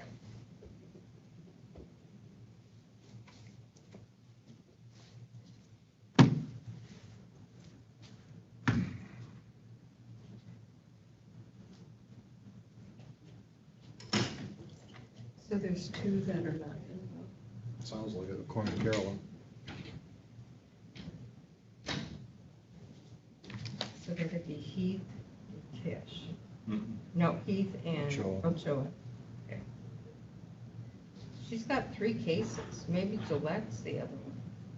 That's what they're talking about. I could hear them talking about Gillette in there. Okay. Right now? Yeah, that's what I No, heard. Gillette's the last one on my docket. Tell him to get in here on yours. There's a mask on the ground over there. You can have it. Can we do something on Kish? I have no witnesses, Your Honor. All right. And does Kish have an attorney, Paul? Sharon Sure. Greer. All right. Or are you Greer. covered for her? She's here. Oh, She's okay, in the okay. House counsel. Sharon Greer. Hold on. I need Kish and Sharon Greer. And do you have anybody on Ochoa? I don't have anybody on Ochoa. People versus He is too, it's right there. Robert He's on the Ochoa. docket. It's right there. I never received notice of this. Which one? DeAndre Gillette. Larry, I set them all with you. I Yeah, don't you do set that. them. the I big never bench trial. had this on my calendar. Well, I let's worry about Gillette after we get rid of the other one. People versus Robert Ochoa, appearances, please. Yes, good afternoon, Your Honor. Larry King on behalf of the people, P78774. Respectfully, Your Honor, Sam Rigidala, P62186, appearing on behalf of Mr. Ochoa before this honorable court at this time. Would you state your name for the record? Robert Ochoa? Thank you. And Mr. King. Your Honor, unfortunately, the people are not able to proceed. We've been unable to serve subpoenas upon our complaining witness. We've made multiple efforts. The police have attempted to serve her last known address multiple times. We're unable to get her served, therefore she is not aware of this hearing and is not present. All right. I'm going to dismiss without prejudice, which means the prosecutor's office could recharge. Anything else, gentlemen? Thank you, Judge Mayhew, and your staff. Have a wonderful day. Thank you, Your Honor. Thank Nothing you. further. All right. Okay, I need to figure out what's going on with DeAndre Gillette because. All right, so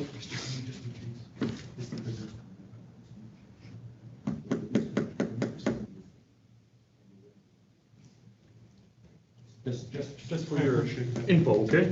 Thank you.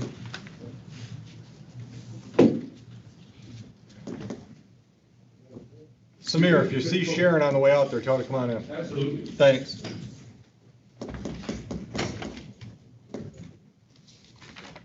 Let me take a look here. Now Royce is the defense attorney on that. Is Royce here? It shows pro per on the docket. Where's your guy at, Sharon? Kish. Kish was in jail. I think somebody said he was across the hall. I don't know if they got him confused with somebody else. Okay, let's see. Bring him in if he's in there. Okay, and he Thanks. was coming as well. He was on his way. That might be Heath.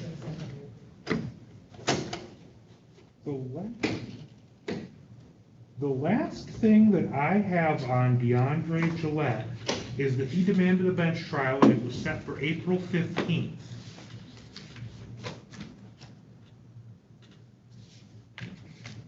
And then October 13, it was set for October 29th. According to the handwritten ROAs. And I have. No Kish? Yeah, he's in lockup. Okay. October 13th. That would have been a Tuesday. Well, that might have just been when Paul wrote the note. I don't know. I'm just It was, reading. because I called you on the phone with these.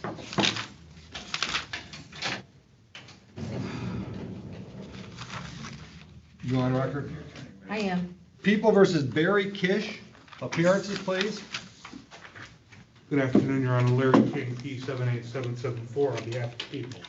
And good afternoon, Your Honor. Sharon Greer appearing on behalf. We have to switch, okay.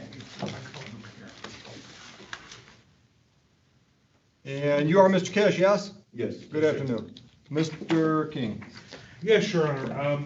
We have 3 witnesses in this case who have been subpoenaed. Unfortunately, our officers have been unable to serve them with their subpoenas, been unable to locate current addresses for them. So the complaining witness and other lay witnesses are not present for court today and did not receive notice of this hearing. As such, the people asked for an adjournment. Denied. This case will be dismissed, counsel, without prejudice. What that means, sir, is this could be recharged by the prosecutor's office. Do you understand that? Yes, Your Honor. All right. Thank you. Thank you, Your Honor. It's done now, so you should be getting out. Okay. Okay? Yep. You know what? He has another matter. While you're here, Sure. I just see, he's got an assault and battery out of Ryman's, looks like it's in warrant status. So why don't I have somebody pull that file so we can maybe get a date on that one and get that warrant Get that closed? warrant off.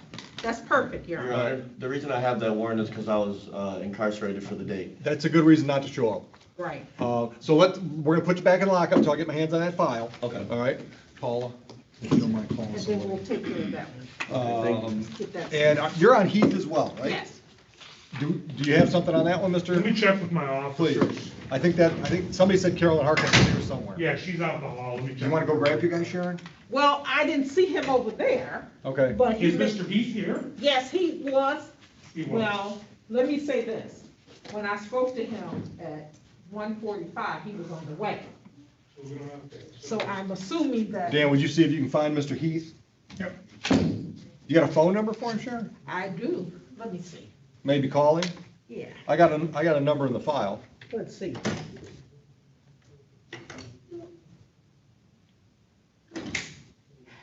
Because he was in a panic. He said, I thought it was on Zoom. I said, no, you're supposed to be here. And, let me see. Do you have, I've got an 828 number. no, let me try these here. Okay. Nobody out there. You know, numbers change. You call Andy. Andy, this is Paula. Can you do a favor for us, please? Bring into the courtroom case number 20. Hello, I'm trying to find Mr. Heath. RP, Robert Paula. You like that, Paula, huh? Yes. 03891. This is his lawyer. We're waiting for him in the court. Gary Kish. Thank you. Bye. Can we handle Gillette? I think I'm gonna look for an adjournment. Hold on a minute. I don't know who the attorney is on that one. I don't think there is one. It says procure. Because he had Royce previously. So he's on the way. He's on the way, so I can jump in.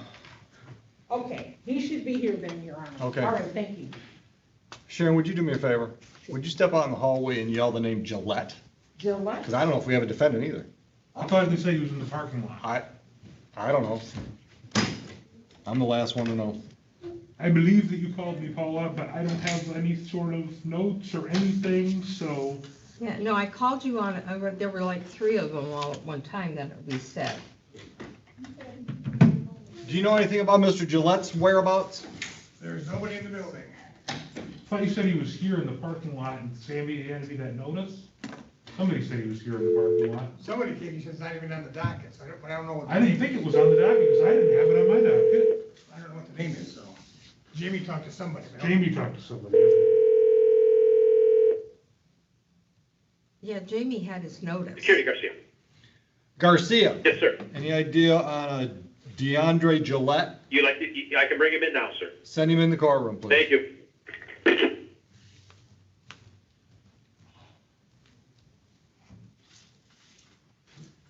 This is a reissue? I think this is a reissue. Does Carolyn know anything about this one? Carolyn, no, it's not hers. It's, She's the OIC on the file. It says Carolyn Harkins. See if you can get Carolyn in here. Maybe she can. she's in this room here. You can grab her. Thanks, Tim. Yeah, this is ag assault and malicious destruction.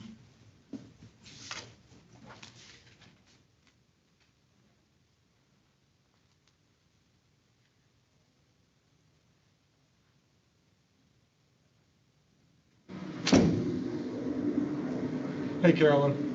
Sir, how are you? Good.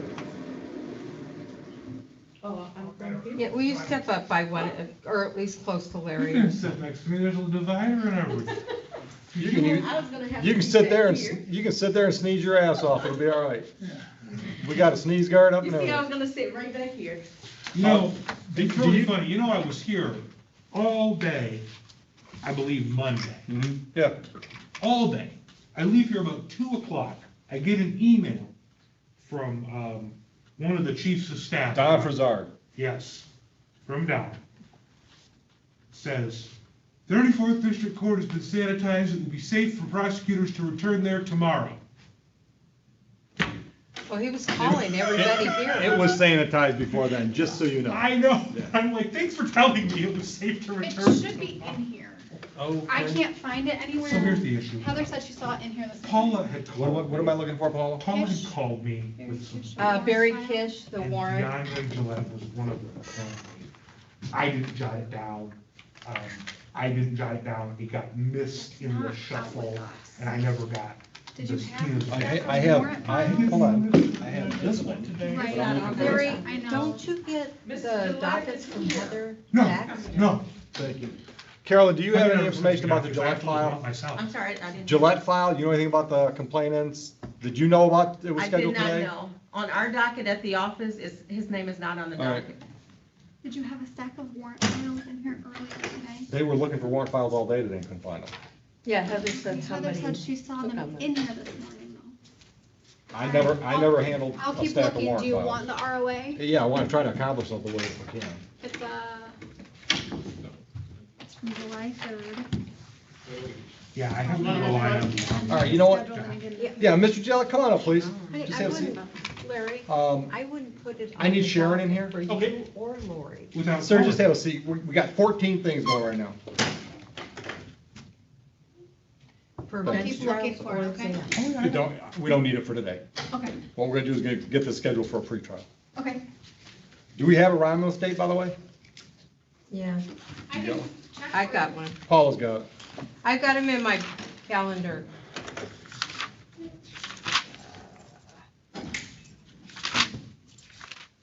Trying to find Sharon. We've got December 10th for Romulus.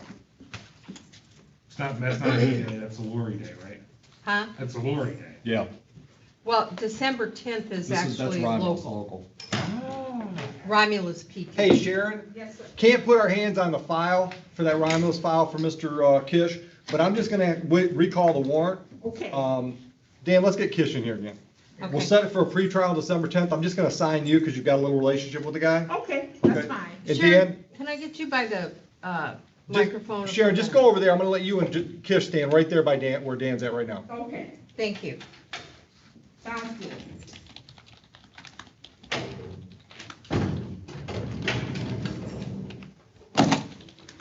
Mr. Kish, this file from Romulus is from July 3, 2020. It's an assault and battery charge. Do you know who the alleged victim is on that one?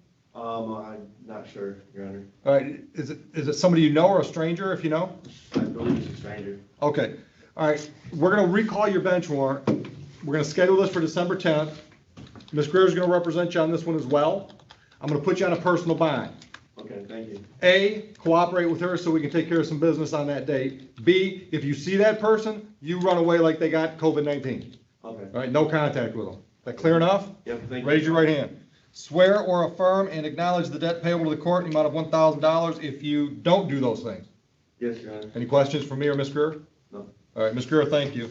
You're welcome, Your Honor, and that will be in the morning at 9 a.m.? Yeah, the clerks will pick a time and send out notice to you. Oh, Mr. Kish, Prescott still a good address? Yes. Let me have your phone number.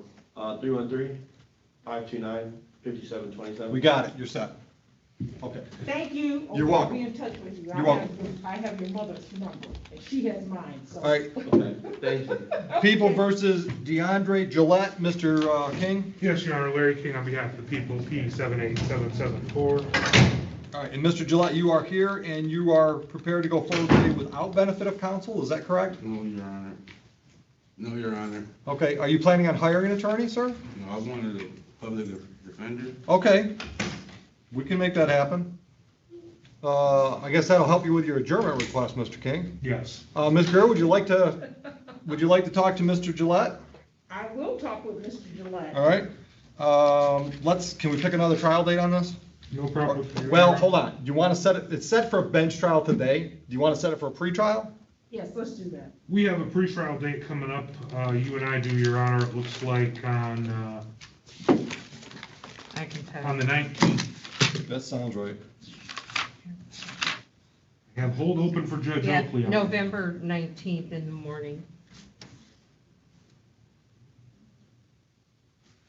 All right, so that makes sense. I've appointed her. We're gonna set this up for a pretrial on December 19th in the morning. That work? Is that December or November, Your Honor? December. November. 19th. Sorry. Email me a discovery request, I'll get it to you, I have it at my office, okay? Okay. Mr. Gillette, any questions? No, Your Honor. Bond will be continued. Anything else? No. We're all on the same page on that one? Who was All right. bond? You're gonna talk to your new attorney.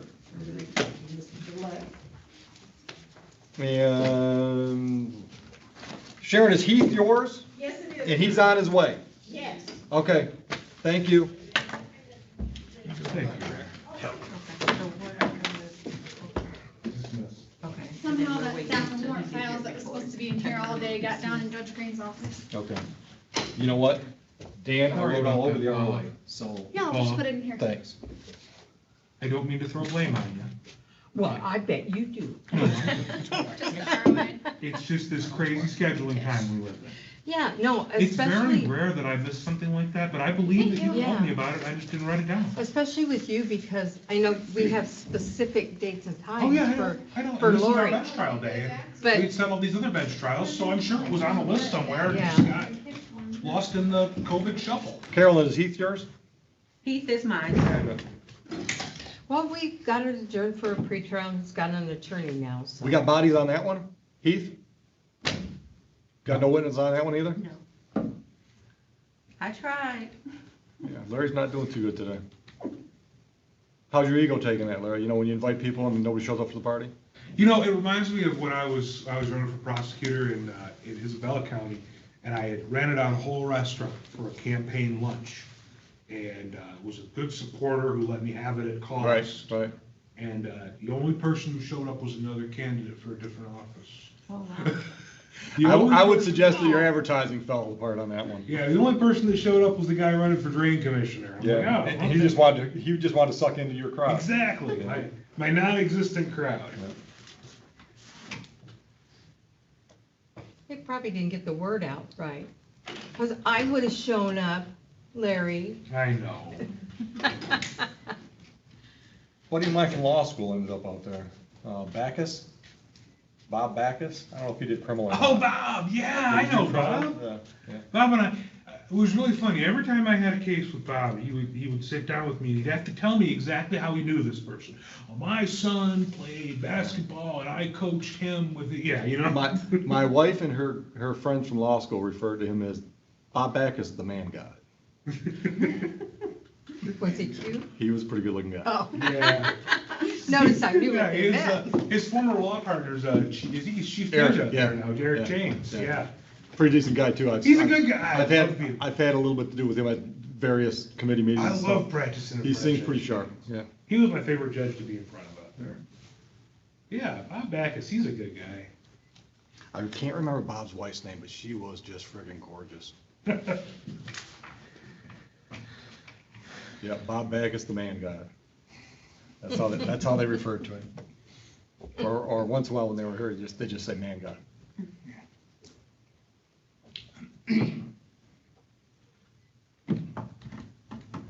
Is Sharon on this last one? Yeah, and I don't know I think she talked to the guy's mother, because he called her earlier and said he thought it was Zoom, and he was in panic mode, because she told him to get his butt on the road, and she just talked to somebody that said he was on his way. Okay.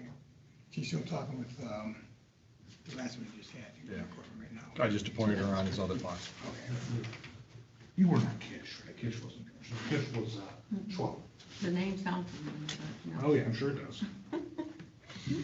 And Larry, Homburg's file with the real estate, I think he was dead in the water even if it was the house.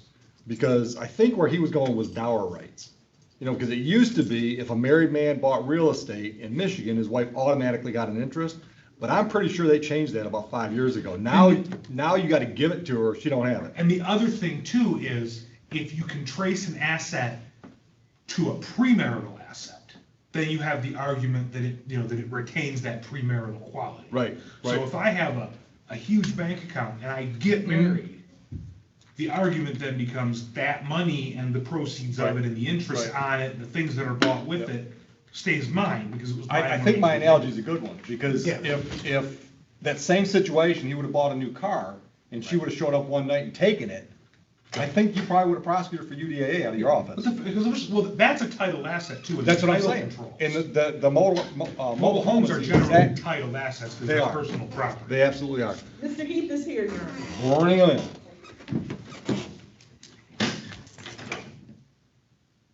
We were talking about it though. It's like, dude, your marriage lasted a week. Why do you want anything to do with this woman? Just move on. It's all about money. Oh, good God.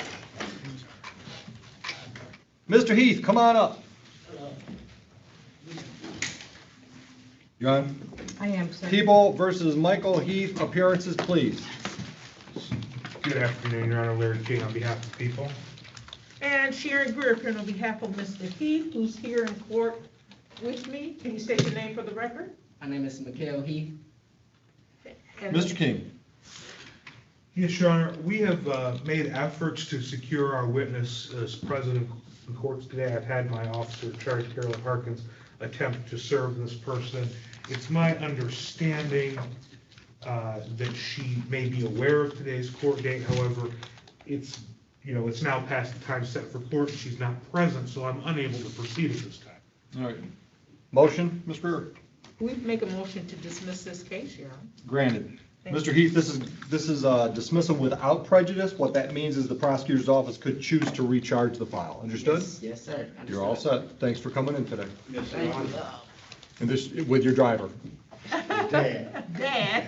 Probably not the first time you were the driver then. Yes, Your Honor, appreciate it. Thank you.